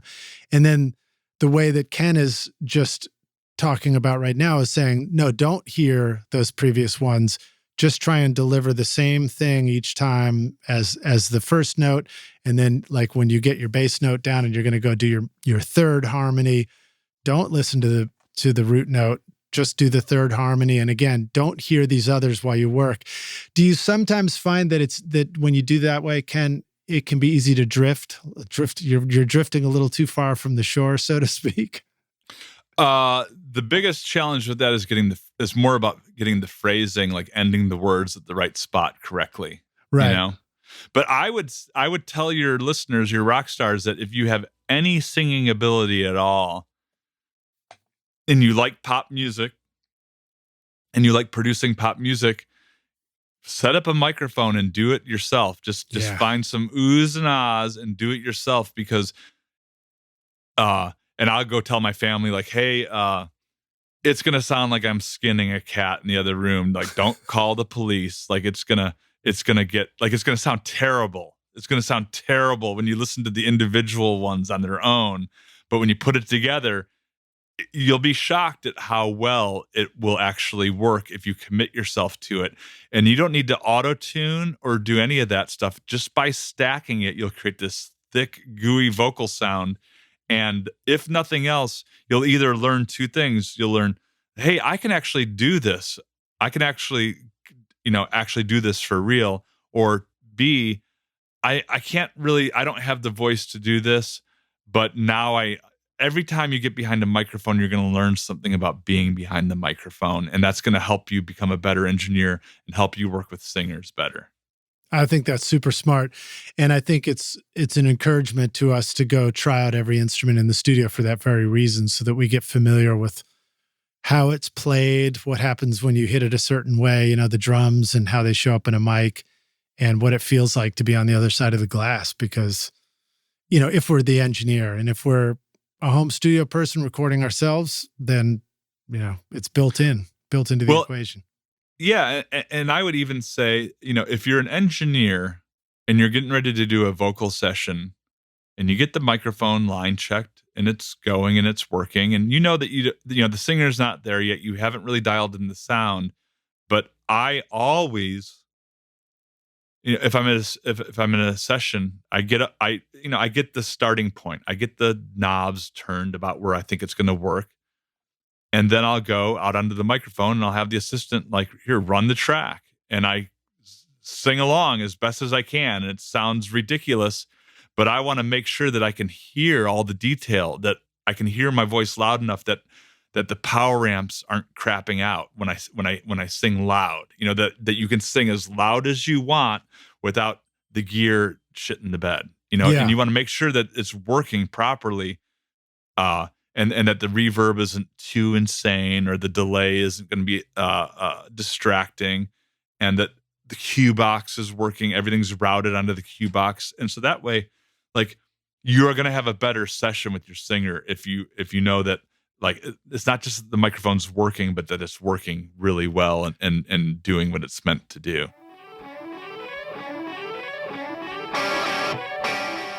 The S-Series by Atom Audio, crafted in Berlin, is a flagship line of reference monitors, blending advanced engineering and in-house design. With 5 models in various sizes and configurations, these monitors build on Atom Audio's iconic heritage while incorporating new technology for improved acoustic performance. The range includes the compact S2V with the 7-inch woofer, the 3-way S3H with twin 7-inch woofers, the vertical S3V with a single 9-inch woofer, and the powerful S5H and S5V main monitors featuring a 12-inch woofer and exceeding 131 dBSPL per pair. Despite differences in size and power, all these models provide highly analytical sound for professional audio applications. The S-Series includes new woofers, mid-range drivers, redesigned waveguides, and a DSP engine for crossover optimization. The result is accurate frequency response, consistent dispersion, enhanced detail in bass and mid frequencies with wider frequency ranges, and forward-looking digital connectivity, all in a durable design.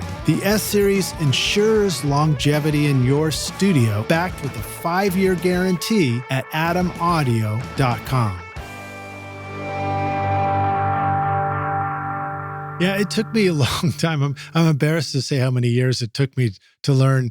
Never send a singer out to the microphone until you've been out on the mic with the headphones on yourself, confirming that it's awesome. Yeah. I mean, and me too. I worked in Chicago for many years and had a great time and worked on a bunch of cool records. But when I moved to LA, I was assisting again, and I just learned the value of having everything set up and ready to go before the musicians arrive, because it's so much easier to sound check and test everything when you're just there by yourself or working with an assistant or have one helper. The moment the band walks into the room, hey man, where can I put my food? Hey, where's the bathroom? Hey man, is my car okay parked out there? And it's all, you're trying to get the session going, and they're going to ask you about everything. Yeah. And it's distracting. So you want to know that, like, I'm ready to go. I am 100% ready to go. And then also, say for example, if it's a 3-piece band, and you set up the drum mics and you set up the bass rig and you set up a guitar amp, set up a second guitar amp rig and ready to go. I always have an A and B, because one, you don't know if someone's going to drop by and like, oh, Bill's going to come by and play on this song, or the guitar player shows up, but he's got 2 separate amps. You don't have to tell anyone to hold on. You have a B chain all ready to go. Yeah. Like, I think that that's always just really good advice. Yeah, I think that's super smart.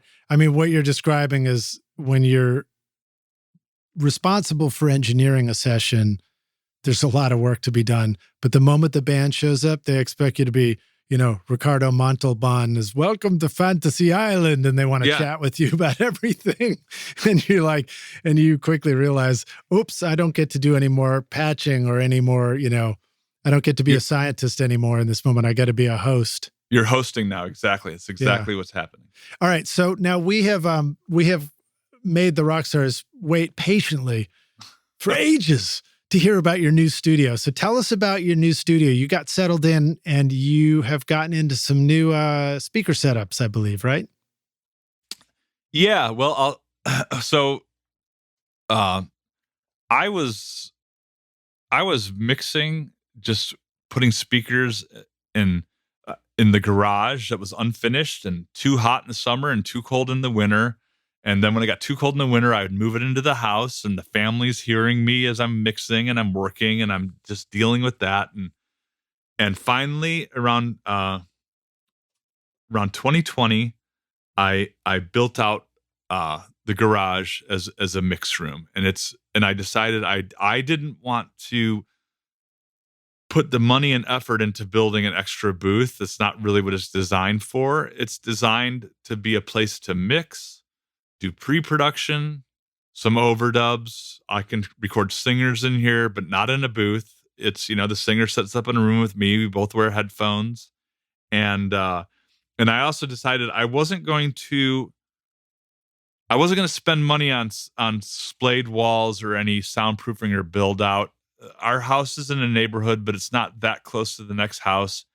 I wasn't recording drums on a regular basis or loud guitar amps. And the funny thing is that a loud guitar amp isn't that bad for the neighbors if you're playing a bunch of songs over and over. But the nature of a guitar overdub is you're playing the one lick 20 times in a row. And that's what will drive people insane. If you have to listen to that and you're not involved with what's going on, you're like, come on, get over it. This is why it's no fun when your friend invites you to stop by the studio and hang out. You learn that quickly as an engineer. Yeah. You might go hours working on a mix before you play it from top to bottom, but so it's really just designed as a mix room. And I loved it. I was so happy. Just so nice to have it in my home, for all the cliched reasons, like it's a short commute and all that stuff. But also, it's because if I get mix notes, mix revision notes at 10 o'clock at night, I can just go walk into my room and oh yeah, this will take me 20 minutes to do these notes. I just walk in the room and I can send it so I can keep things moving along. Yeah.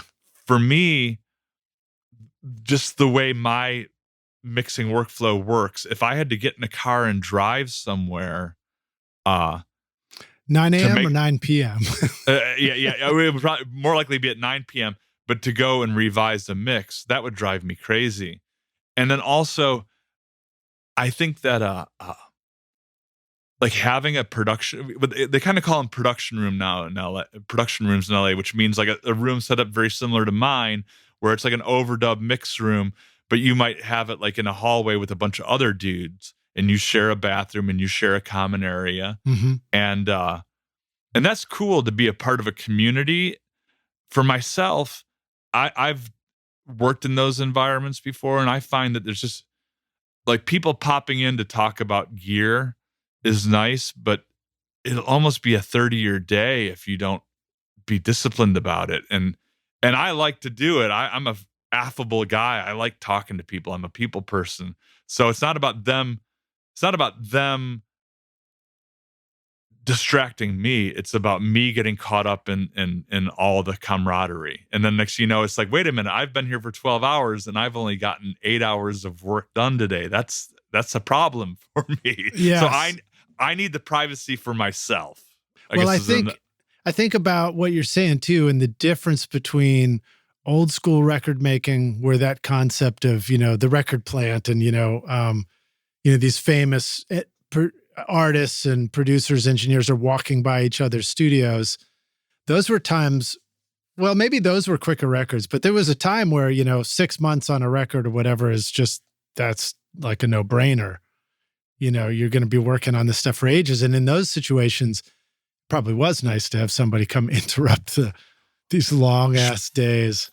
For sure, especially if you're working with one other person. For some reason, I have found, and maybe this is just me and my personality, but for myself, if it's just me and someone else, we'll eventually drive each other crazy. But if it's 3 people, for some reason, 3 is the magic number on a project. 4 is too many. 2 is not enough. 3 is if one person's being irritated, at least you have one other person that you can, connect with, and so, yeah, I like it. And having the networking and the community, there's a value to that, and there might come a time in my life where I want more of that. And when I do go work at studios, I do enjoy that. But on a day-to-day basis, for me, I have to have a private room that I can go to and work uninterrupted and not. And part of it is I don't want to talk about gear anymore. Yeah. I don't want someone to go, oh man, I want to lend you my $5,000 compressor. Well, I'm not in the market for the $5,000 compressor, so I'm going to love it. And then what do we do?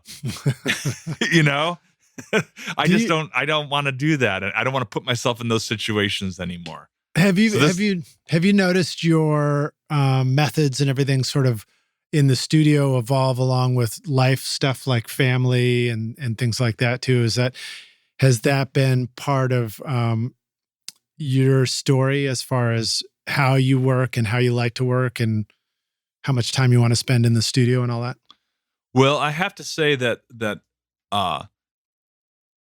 focusing on mixing, and when I say that, it doesn't mean that I only want to mix full time, because I want to do recording sessions. I'm available for recording sessions, but it just seems like when I assess, like when I look over the years, like, oh, most of my time was spent mixing. And the nice part about that is, like when my kids were in high school, they were in sports, and I was able to be working on a mix, and I know that, hey, their game starts at 4:30, and so it's going to take me 20 minutes to get there. So at 4:10, I just stop, go watch the game, come back home, keep working, and I try to structure my day so I work to the point where I'm going to need that break. You know what I mean? I don't want to be working on something that's like I'm right in the middle of like a creative moment of creative discovery. Right. So I build those breaks into the day, and I've been able to be a part of their lives, which I wasn't when they were younger. I mean, I remember at one point I got this is like in the 2000s. I got a phone call about some mixes that needed to be redone, and I had to leave my daughter's birthday party. She was like 3 years old, and I'm like, "Honey, I gotta go. Like, this is a deadline. I have to drive to the studio to make these changes." That was rough to do, and if that's the way it worked now, but it's just so nice now to work unattended. And when I say unattended, it doesn't mean I don't want someone here that I'm working with, but I want to at least get the first pass of a mix on my own. Yeah. Because I find that especially with mixing, if the artist is with me from the get-go, and that's the way I worked with Roger, and it worked with him, but in general, it doesn't work because usually I'm focused on their to-do list, and then my to-do list never gets to done. Yeah. Well, it never gets to done. And then the moment, and this is something that's important for the rock stars to remember, is as a mixer, the moment you send a file to the client, you have to be prepared for them to accept that file. That you could say to them, "Hey, I didn't really get to fine-tune the drums the way I wanted to, but I'm gonna do that." No, they'll get used to that drum sound, as flawed as it is, and then if you're gonna change it, it will feel wrong to them. So you really have to make sure that any file you send off, you're willing to sign off on any element of that. And if you're working with someone and next they go, "Hey, yeah, just send me a file, at the end of the day file."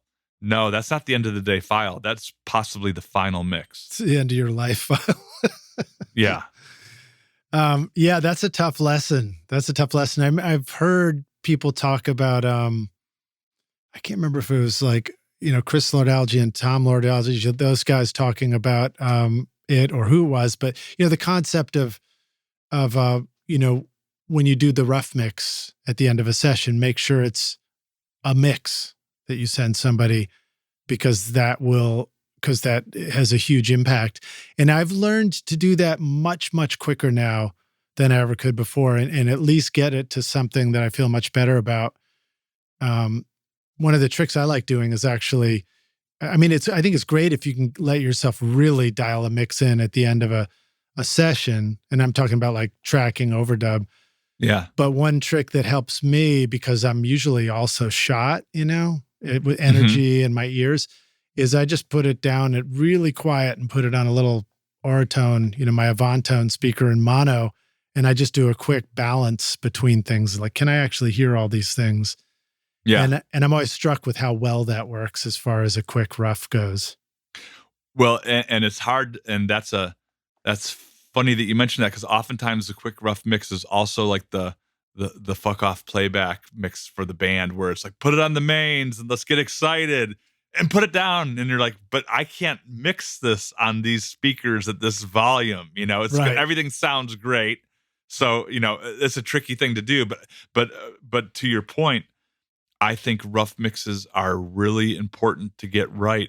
And if an artist sends me a multi-track and there's no rough mix, and they go, and I say, where's the rough? And they go, I didn't make a rough.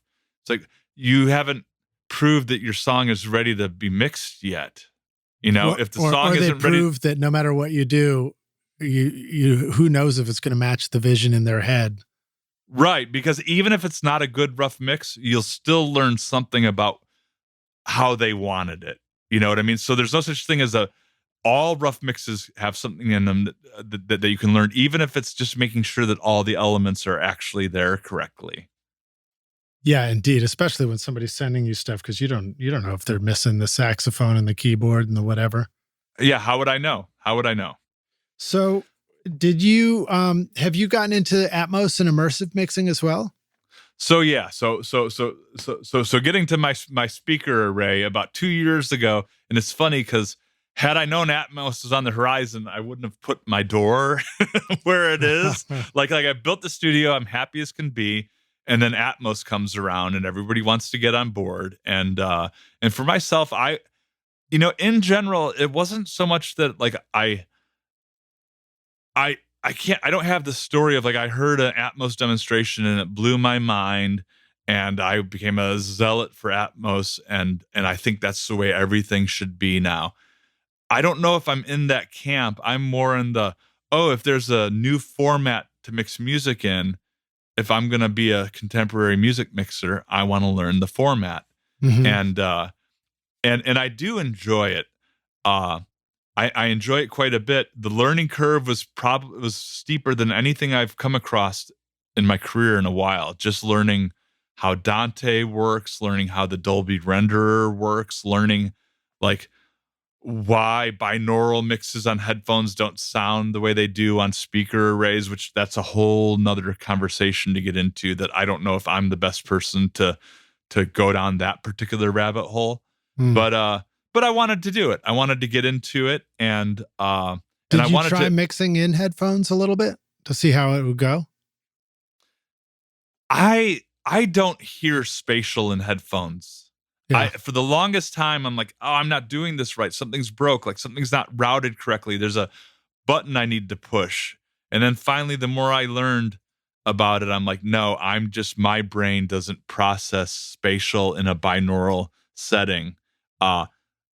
It will to a point with like short percussive things, but anything long and sustained, say, for example, if in an Atmos mix, you take a string pad and you put it in the rears, on binaural, that doesn't really translate. Only sharp percussive things can really, like sound effecty type things, can really give you the sensation of it's above my head, it's behind me.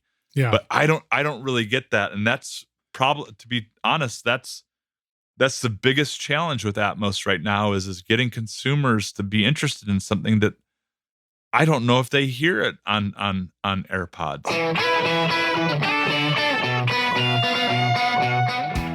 Do you ever feel like the time that you've spent watching YouTube videos, trying out mix tricks, and tweaking version after version of your mixes has gotten you nowhere? Have you been looking for a simple, straightforward, step-by-step process for creating a pro mix that won't take you years to learn? What if you could have a Grammy-winning mix engineer who understood all your mixing struggles and could coach you through them? If you struggle with any of these questions, then the Ultimate Mixing Masterclass is just for you. Now you can discover the proven step-by-step mix system from Grammy-winning mixer Craig Alvin for consistently creating a pro-quality mix from your home studio that will sound amazing everywhere. Listen to this quote from one of our students, David. Quote, "Absolutely the most informative and helpful block of information and mentoring on the mix process that I've ever been a part of. That was like sitting behind a mix engineer for years, watching and picking up tips along the way, but condensed into a 6 to 7 hour session, close quote. Look, I'm so confident that this will take your mixes to the next level that if you can't get a killer mix within 30 days, I'll give you a full refund, no questions asked. So if you're ready to take your mixes to Grammy-winning quality, then go to ultimatemixingmasterclass.com and start now by checking out the free preview of the ultimate snare mixing trick. And I'll see you at the front row table of the Grammys. Cheers.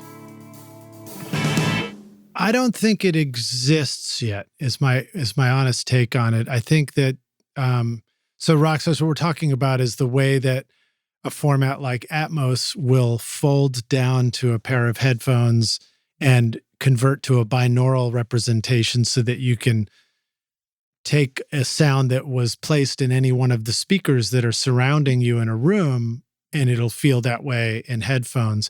I have heard binaural recordings that sounded incredibly convincing about overhead and under and behind, but they were recorded that way with a binaural microphone, a dummy head microphone in a really careful setting.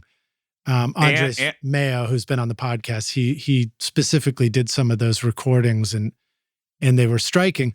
But I think that the folding down thing, I sort of suspect that it folds down so that it creates a sense of space in the earphones and more depth and more three dimensions, but it doesn't quite sound like a dinosaur's right behind my head or if we're close to Halloween, a ghoul. That I would say that your assessment is, or your observation is correct, that you do get more of a sense of space if you're listening specifically like on AirPods. And that might help some music, and some music doesn't want that space. Some rock and roll music's supposed to be upfront, punchy. Sometimes stereo's almost too much for some rock music, Mm-hmm. And now you're spreading out. Like, if you're gonna, I don't know if you would. I don't know if there's like Ramones Atmos mixes, but if there were, it's like, what would you do? I mean, maybe it would be interesting to feel like you were at CBGB's and have like the sound of like, the band being on the front of the stage, but in general, and then there's some music that really wants to be in Atmos, really, really lends itself well to it because it's not based on watching a performance from a stage. Well, you already described an example of that with the figure 8 microphone and 2 guitars playing on it at the same time, so that the doubled acoustic was front center in mono. Yeah, it was intentionally created that way as opposed to being created left and right. Just because something can be in the left and right speaker doesn't mean that that's the best place for it. Same thing with the vocal doubling panned out versus tripling and layering it in those other manners. So that makes perfect sense that, an immersive speakers all around you wouldn't automatically make sense to put something all around you. Right. Well, and also, I mean, a lot of artists hear Atmos and they're inspired and they say, I want to make the record in Atmos from the beginning.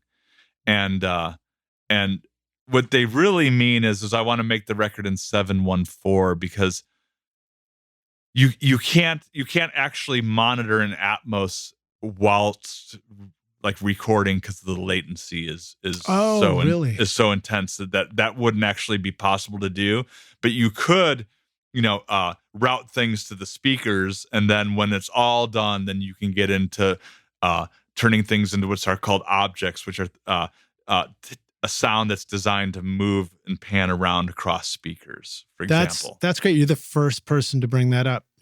I've done a lot of Atmos interviews already, and thank you for mentioning that and reminding us that the concept of recording something and hearing it as an object in the creation process, the latency would cause an issue. I guess, do you think that would exist even for synthesized sounds and keyboards and things because of sort of buffer latency for MIDI performing? I guess you could program something to be an object. I mean, latency is a funny topic because I am now discovering for myself that I feel like I'm much more sensitive than I thought I was. to latency, and I'll tell you, so if I'm sitting, at home, like I was working on this record that I was playing guitar on, and I'd have a little idea for something that would be very rhythmic, and I would just be playing it on the guitar as I was listening to the track, like playing this little rhythmic part, and I'd be like, oh, this is going to be cool. And I plug it in. I make sure that my playback settings in Pro Tools are low enough that I don't feel any latency.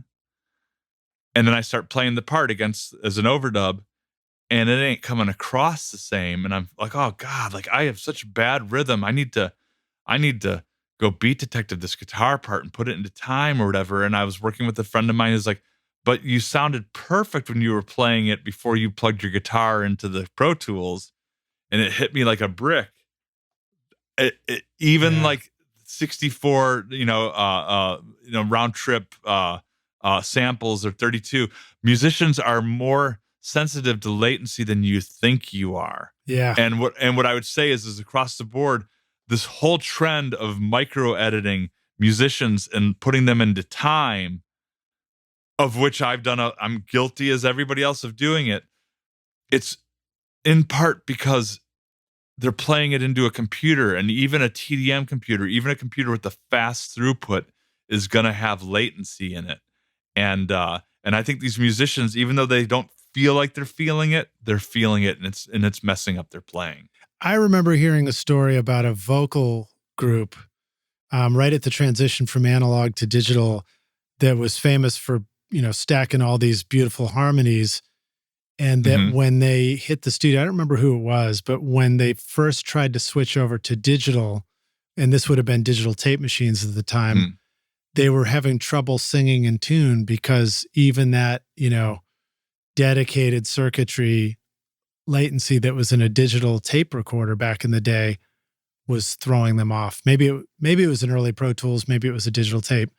But that, that I've noticed that if I set the latency a little too high, where it's obviously, it's a couple milliseconds, a few milliseconds off, I was hearing my voice in the headphones and I was like, I can't sing to this, So no, I think that's it's really distracting, and it really messes with your performance. And like I said, and I've just recently noticed how bad it is, meaning that like, even if I intellectually think to myself, oh, I'm not hearing any latency, I pluck the guitar and I go, no, that sounds fine. But I'm noticing I can't play the figures the way I thought. It doesn't sound as good. It doesn't feel as good. Yeah. And was this with an amp that was being mic'd up, or was this, you were using a digital amp? Both. I mean, it was a digital amp on the example when I finally, realized it. But I'm realizing anytime you're going through a computer, it's something that I would love to see people focus on. You know what I mean? As far as, instead of more new features, I'd be very curious to see if they came out with a version.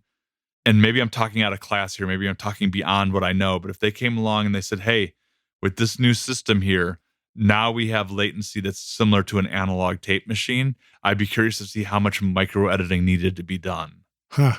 Well, because I've been for years thinking to myself, maybe this new generation of musicians just aren't as good as the older generation. And maybe some of that's true, but I feel like this is it just seems like it's like this epidemic that's happening of people not playing. I'm not talking about people playing like in time, but I'm talking about like locking into a groove that sounds musical. Mm-hmm.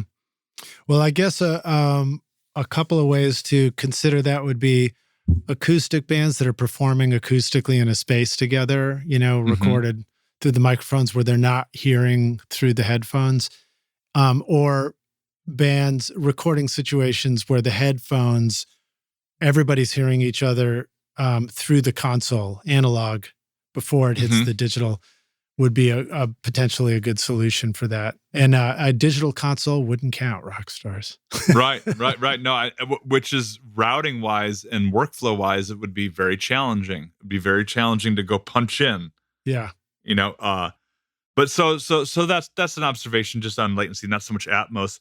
I would say that there are guys that could probably talk a lot more knowledgeably about Atmos mixing than I would be, because I try to kind of keep it simple. But what has been the most interesting thing for me diving into this is working on catalog titles where I've been rebuilding like mixes that already exist from the 60s, 70s, 80s, 90s, across the whole range of it. And what I've learned from having to recreate something is what I find the most interesting aspect of my recent work.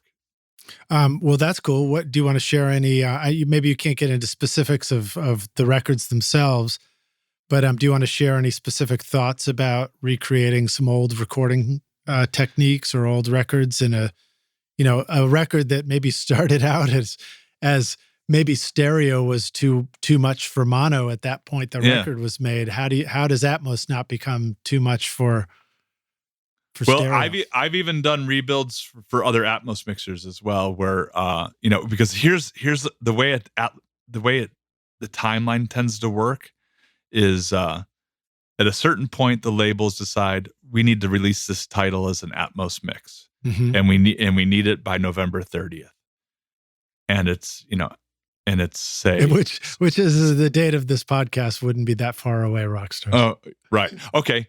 So let's say that that's decided today. The first 3 weeks might be spent tracking down the actual audio assets, finding the multi-track. And then by the time it gets to you, they're like, we need this entire record in a week. Yeah. And so I know, guys who will get into doing that and they'll say, listen, I need a bit of a team here. So they're like, you rebuild the mix, I'll do the Atmos mix. And because the Atmos mix is the fun part, the rebuilding is the difficult part. Right. And so typically, and I'm not gonna mention any actual band names for a lot of reasons. A lot of it is because some of the stuff hasn't been released yet. Some of the stuff may not get released, and just in general, or I might be doing it for somebody else. Yeah. But in general, what I've found is that first of all, any part of the Atmos spec is that the Atmos mix needs to be the exact time as the release version of the record. That's right. That's file, an upload requirement by Apple and other places. That's right. And now some people can cheat a little bit and just make sure that the file is the exact same size. But in general, the idea is that the music happens concurrently. So the first thing that happens is that you get what they call a comparison master, which is the stereo mix that they want you to replicate. And then you have the multi-tracks. Now, even if, aside from the fact that there might be edits in the multi-track, like maybe there's a third verse that didn't end up in the final version that you have to cut out, so there's those aspects. Or maybe for some early hip hop, they would just build like a groove onto a multi-track and then have singers sing over the one groove and then print different mixes onto a DAT machine and then edit the stereo DAT into a mix, So you have to recreate all that. But I won't get into that because that's getting deeper into it. But just even if you have a multi-track where the multi-track is laid out as the final mix, the first thing you have to do is very speed it to get it in time. And what's interesting is that we understand that digital is much more accurate than analog as far as timing is concerned. But I've never really thought that all analog machines, even like clocks, say for example, if you have two clocks in your house, you have one clock in your alarm clock in your bedroom, and then your alarm clock and then a clock that hangs on your wall in your kitchen. And one day you go and you take the clock from your kitchen and you go to your alarm clock. And when it clicks at 12 o'clock, you make sure it's exactly in time. So now those two clocks are perfectly in time. Well, of course, they're not going to stay perfectly in time together. But what's going to happen is they're going to diverge. One is going to be faster or slower than the other one. And so on a multi-track will diverge from the original master to the point where if you line up the first beat and you make it work perfectly, by the time you get to the end of the song, it's going to sound like it's falling down the stairs. It'll be a mess. And so what you have to do is you have to take the very last beat of the song or the very last moment of the song and very speed it so it lines up with the original version. And then you play back the two together and you until they're going like just phasing together. Right. They're so and close that they're just creating a phaser sound. Exactly. And not only does that help keep it in time, but it helps with the sound, because suddenly now it'll be brighter or darker because it's a different pitch. It's a slightly different pitch. Right. So if something's 20 cents sharper, it's going to sound like it has more treble on it because it's higher. And so right off the bat, you get that going. And then from there, you just go and say, okay, the drums. Let's see, is there a spot in the song where there's just the drum kit, where I can just focus on the drum kit? You go find that spot, and you just flip back and forth, and you just keep mixing your drums until you get them panned exactly the same and balanced exactly the same as the original version. And make sure that the one guitar that's on the left is on the right. Make sure that there's no tracks that weren't used. Make sure you have to match the vocal reverb.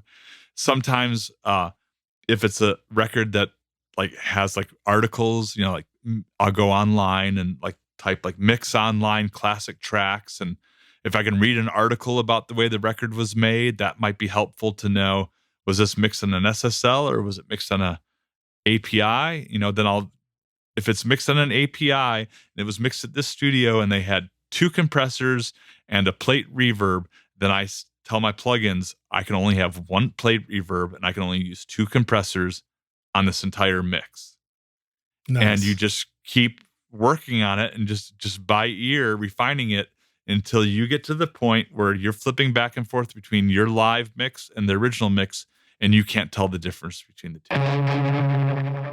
This podcast is proud to present Recording Studio Rockstars Academy. Are you ready to take your recording, mixing, and mastering to the next level and make your best record ever? Then visit the Academy to find the course that's right for you. Want to record killer drums in your home studio? Then check out Rockstars of Drums to learn how to record, edit, and mix pro-sounding drums with a professional Nashville session drummer in a Grammy-winning studio. Or if you're ready to start mastering your own records at home, then check out Rockstars of Mastering, where I walk you through exactly how I master my own records using nothing but plugins. Plus, I take you into a world-class mastering studio, Sterling Sound, to meet with Ryan Smith and hear how he professionally mastered my record, Skadoosh, for release to streaming platforms. That's the music you hear on this podcast, Rockstars. And if mixing is your focus, then check out my free mixing course, Mix Master Bundle, where I show you how to mix using stock and free plugins in Pro Tools. Plus, you get a look at how I recorded everything in my studio and multi-track downloads for you to practice mixing and even upload to your website if you want. Are you ready to make your best record ever? Then go to recordingstudiorockstars.com/academy to get started now.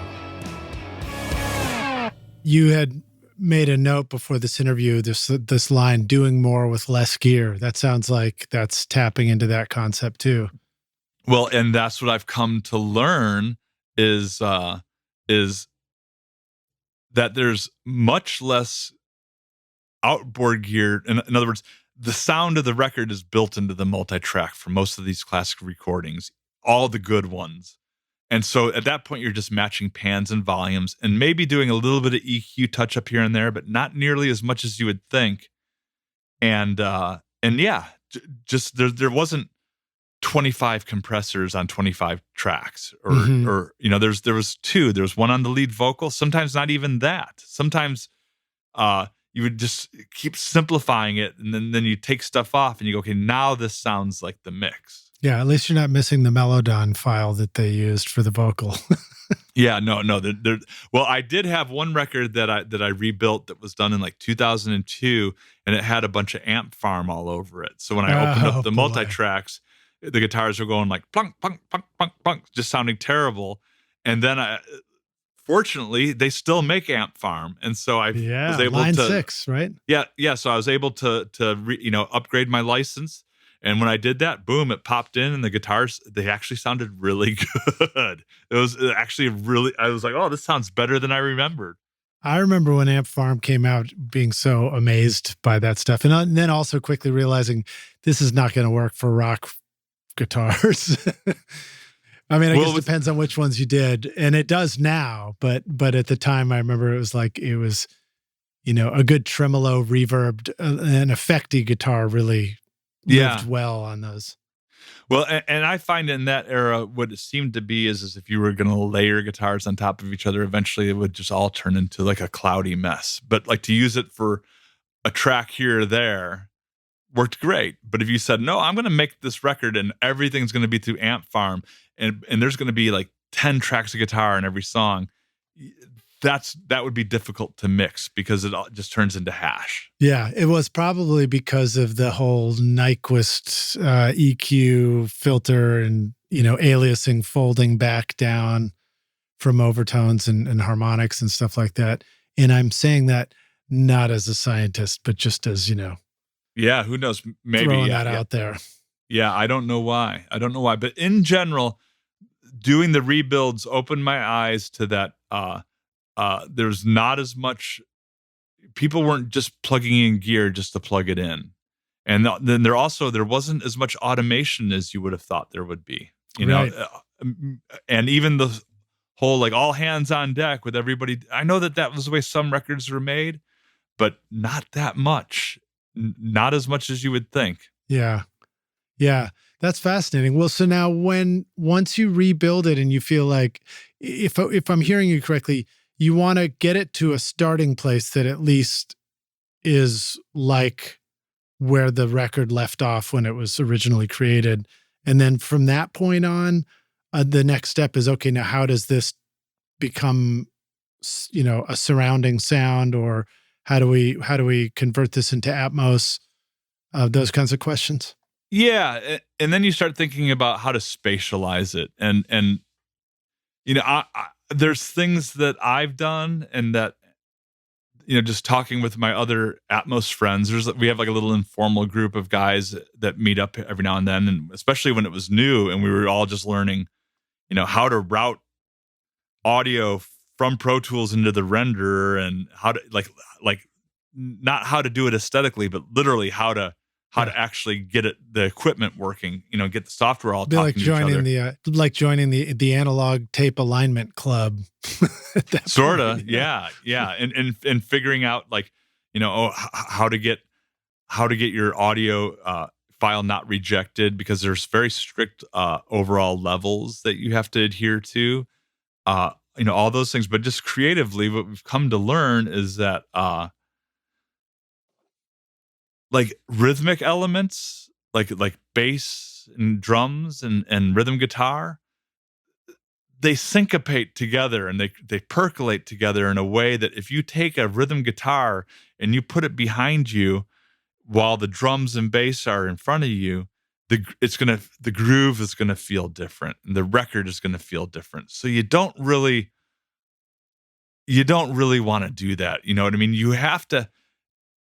When the listener hears the Atmos mix, it has to evoke the original mix, and so things that tear the mix apart, you don't really want to do.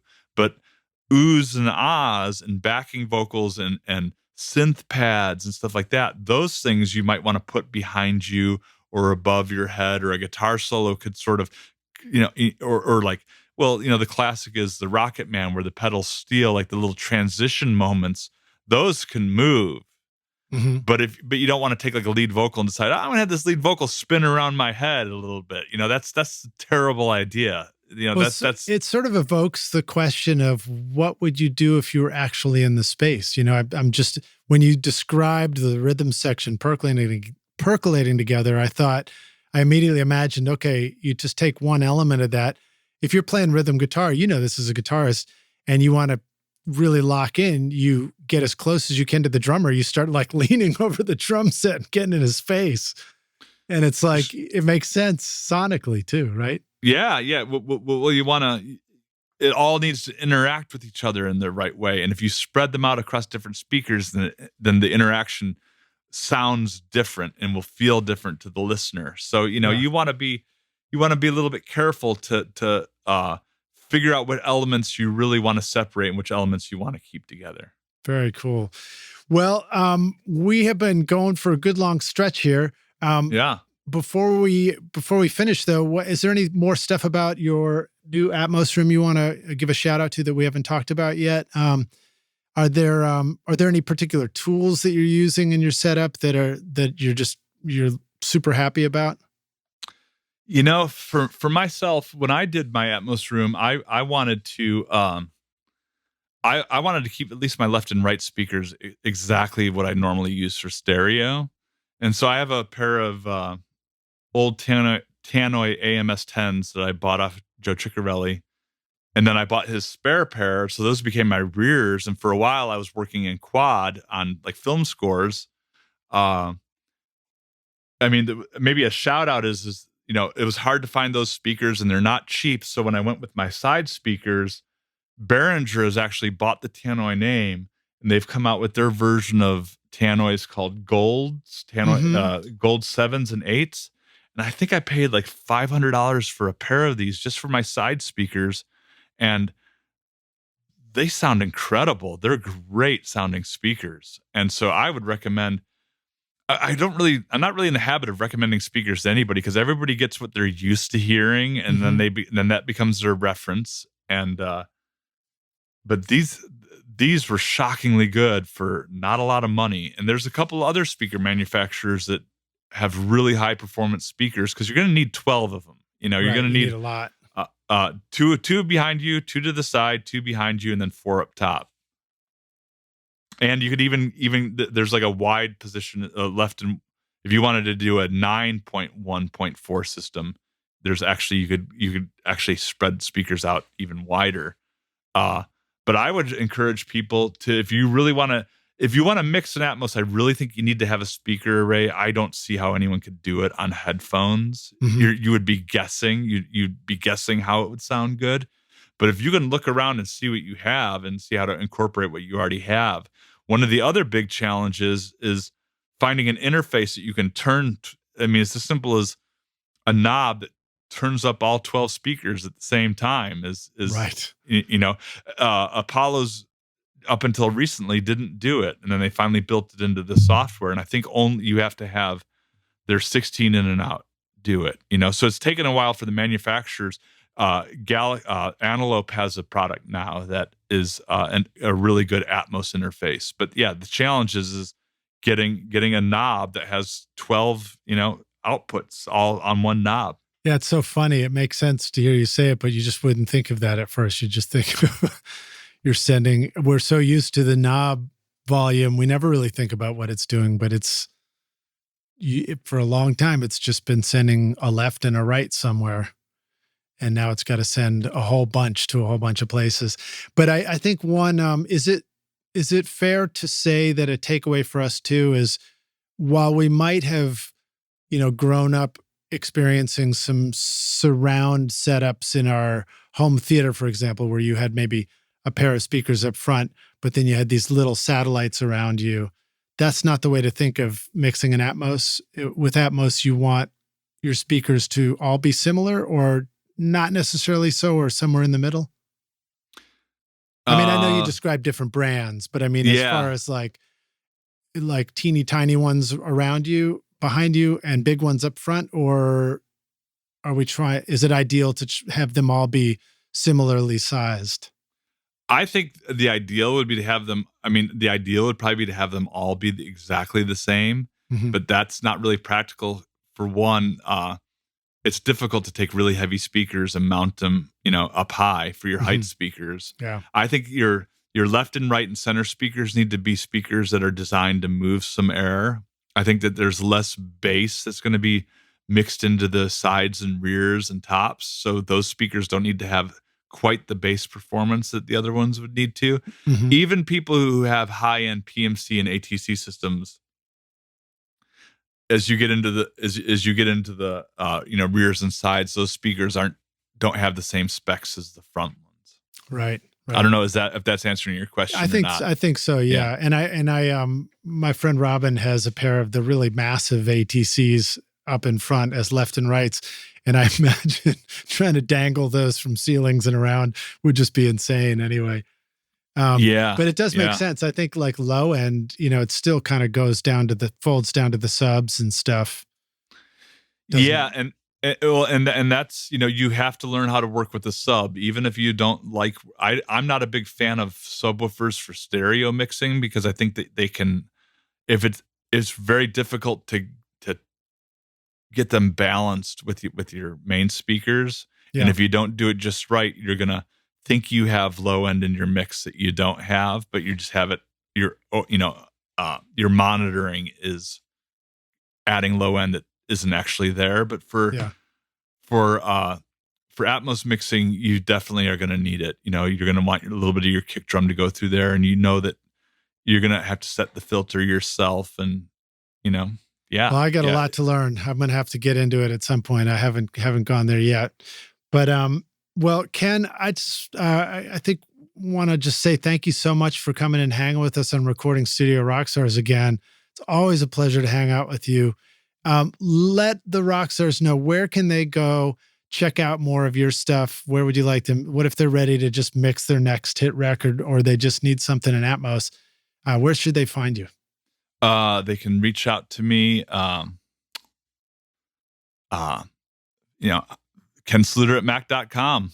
Or kensluiter.com. It's my emails it couldn't be easier to remember. It's not Ken Sluiter 35.2 at Gmail. It's just Ken Sluiter at mac.com. Awesome. And I'm on Facebook. Yeah, all the usual spots. So I did forget. I will ask you now. This is our closing question, which I've asked you before. I'll just do it again. We're going to take the studio Wayback Machine, and you go back in time and you find younger Ken, and you say, listen, I've come back to give you this one bit of advice. Here's what you need to know to be a rock star of the studio yourself. You can navigate that however you want this time around. Maybe you're just going back and talking about giving yourself advice before you set up your home mix studio or got into Atmos or whatever. What advice would you like to go back and give yourself if you could? That's a great question. I'll steer it this way just to not be redundant with anything else I've ever said, but I would say don't underestimate the value of learning your communication skills. And that the most valuable asset you have isn't your amazing microphone or your compressor. It's your clients and your relationship with your clients. And as I get deeper and deeper into it, and as I try to become better at what I do, part of that isn't just learning how to operate the gear better, hear better, but just how to communicate more concisely with people, and how to make sure that I'm getting my point across as efficiently as I can. And I think that that's something that just takes a long time to learn and get good at. Yeah. Well, just when you figured that out, then Lidge asked you to do a podcast episode with him, and he made you talk for ages anyway. So you've been doing a great job of that on this episode. I'm still figuring it out. No, you got it dialed in. I just keep hitting you with questions because it's so much fun to hang out with you. Likewise. Thanks for being here, Ken. Rockstars, thanks for listening. And Ken, I look forward to seeing you around the studio, or I see you at NAMM or wherever I see you next. That sounds great, Lidge. All right, Thanks for having me on. Yeah, cheers. Take care. Thanks so much for listening to Recording Studio Rockstars. If you enjoyed the show and want to help make it better, then please share this episode with your friends on social media and leave a rating and review on iTunes to help the podcast reach more rock stars like yourself. You can click directly over to iTunes or go to rsrockstars.com/review for an easy explanation. And remember to hit the subscribe button to keep up with weekly episodes. And if you're ready to make your best record ever now, then head over to Recording Studio Rockstars Academy, where you can start with my free course at mixmasterbundle.com. Thanks so much for listening, and thanks for being a rock star. I'm Lidge Shaw, and this is Recording Studio Rockstars. Now, go make great music. Recording Studio Rockstars would like to give a big thank you to our amazing sponsors who help make this episode possible: Lewitt, Grace Design, Adam Audio, Native Instruments, and Isotope. And remember, at isotope.com and nativeinstruments.com, use the coupon code ROCK10 for 10% off any plug-in purchase. If you enjoyed Recording Studio Rockstars, then please check out our sponsors using the links in our show notes below, because it's a great way to help support this show. These are all things I highly recommend for your studio because they're going to help you make your best record ever. I would also like to thank our fantastic team here at Recording Studio Rockstars: Vlad Weselchenko, Braden Stremming, and Liz Hulitskaya. Thanks so much for listening, Rockstars, and we'll see you in the next episode. Cheers.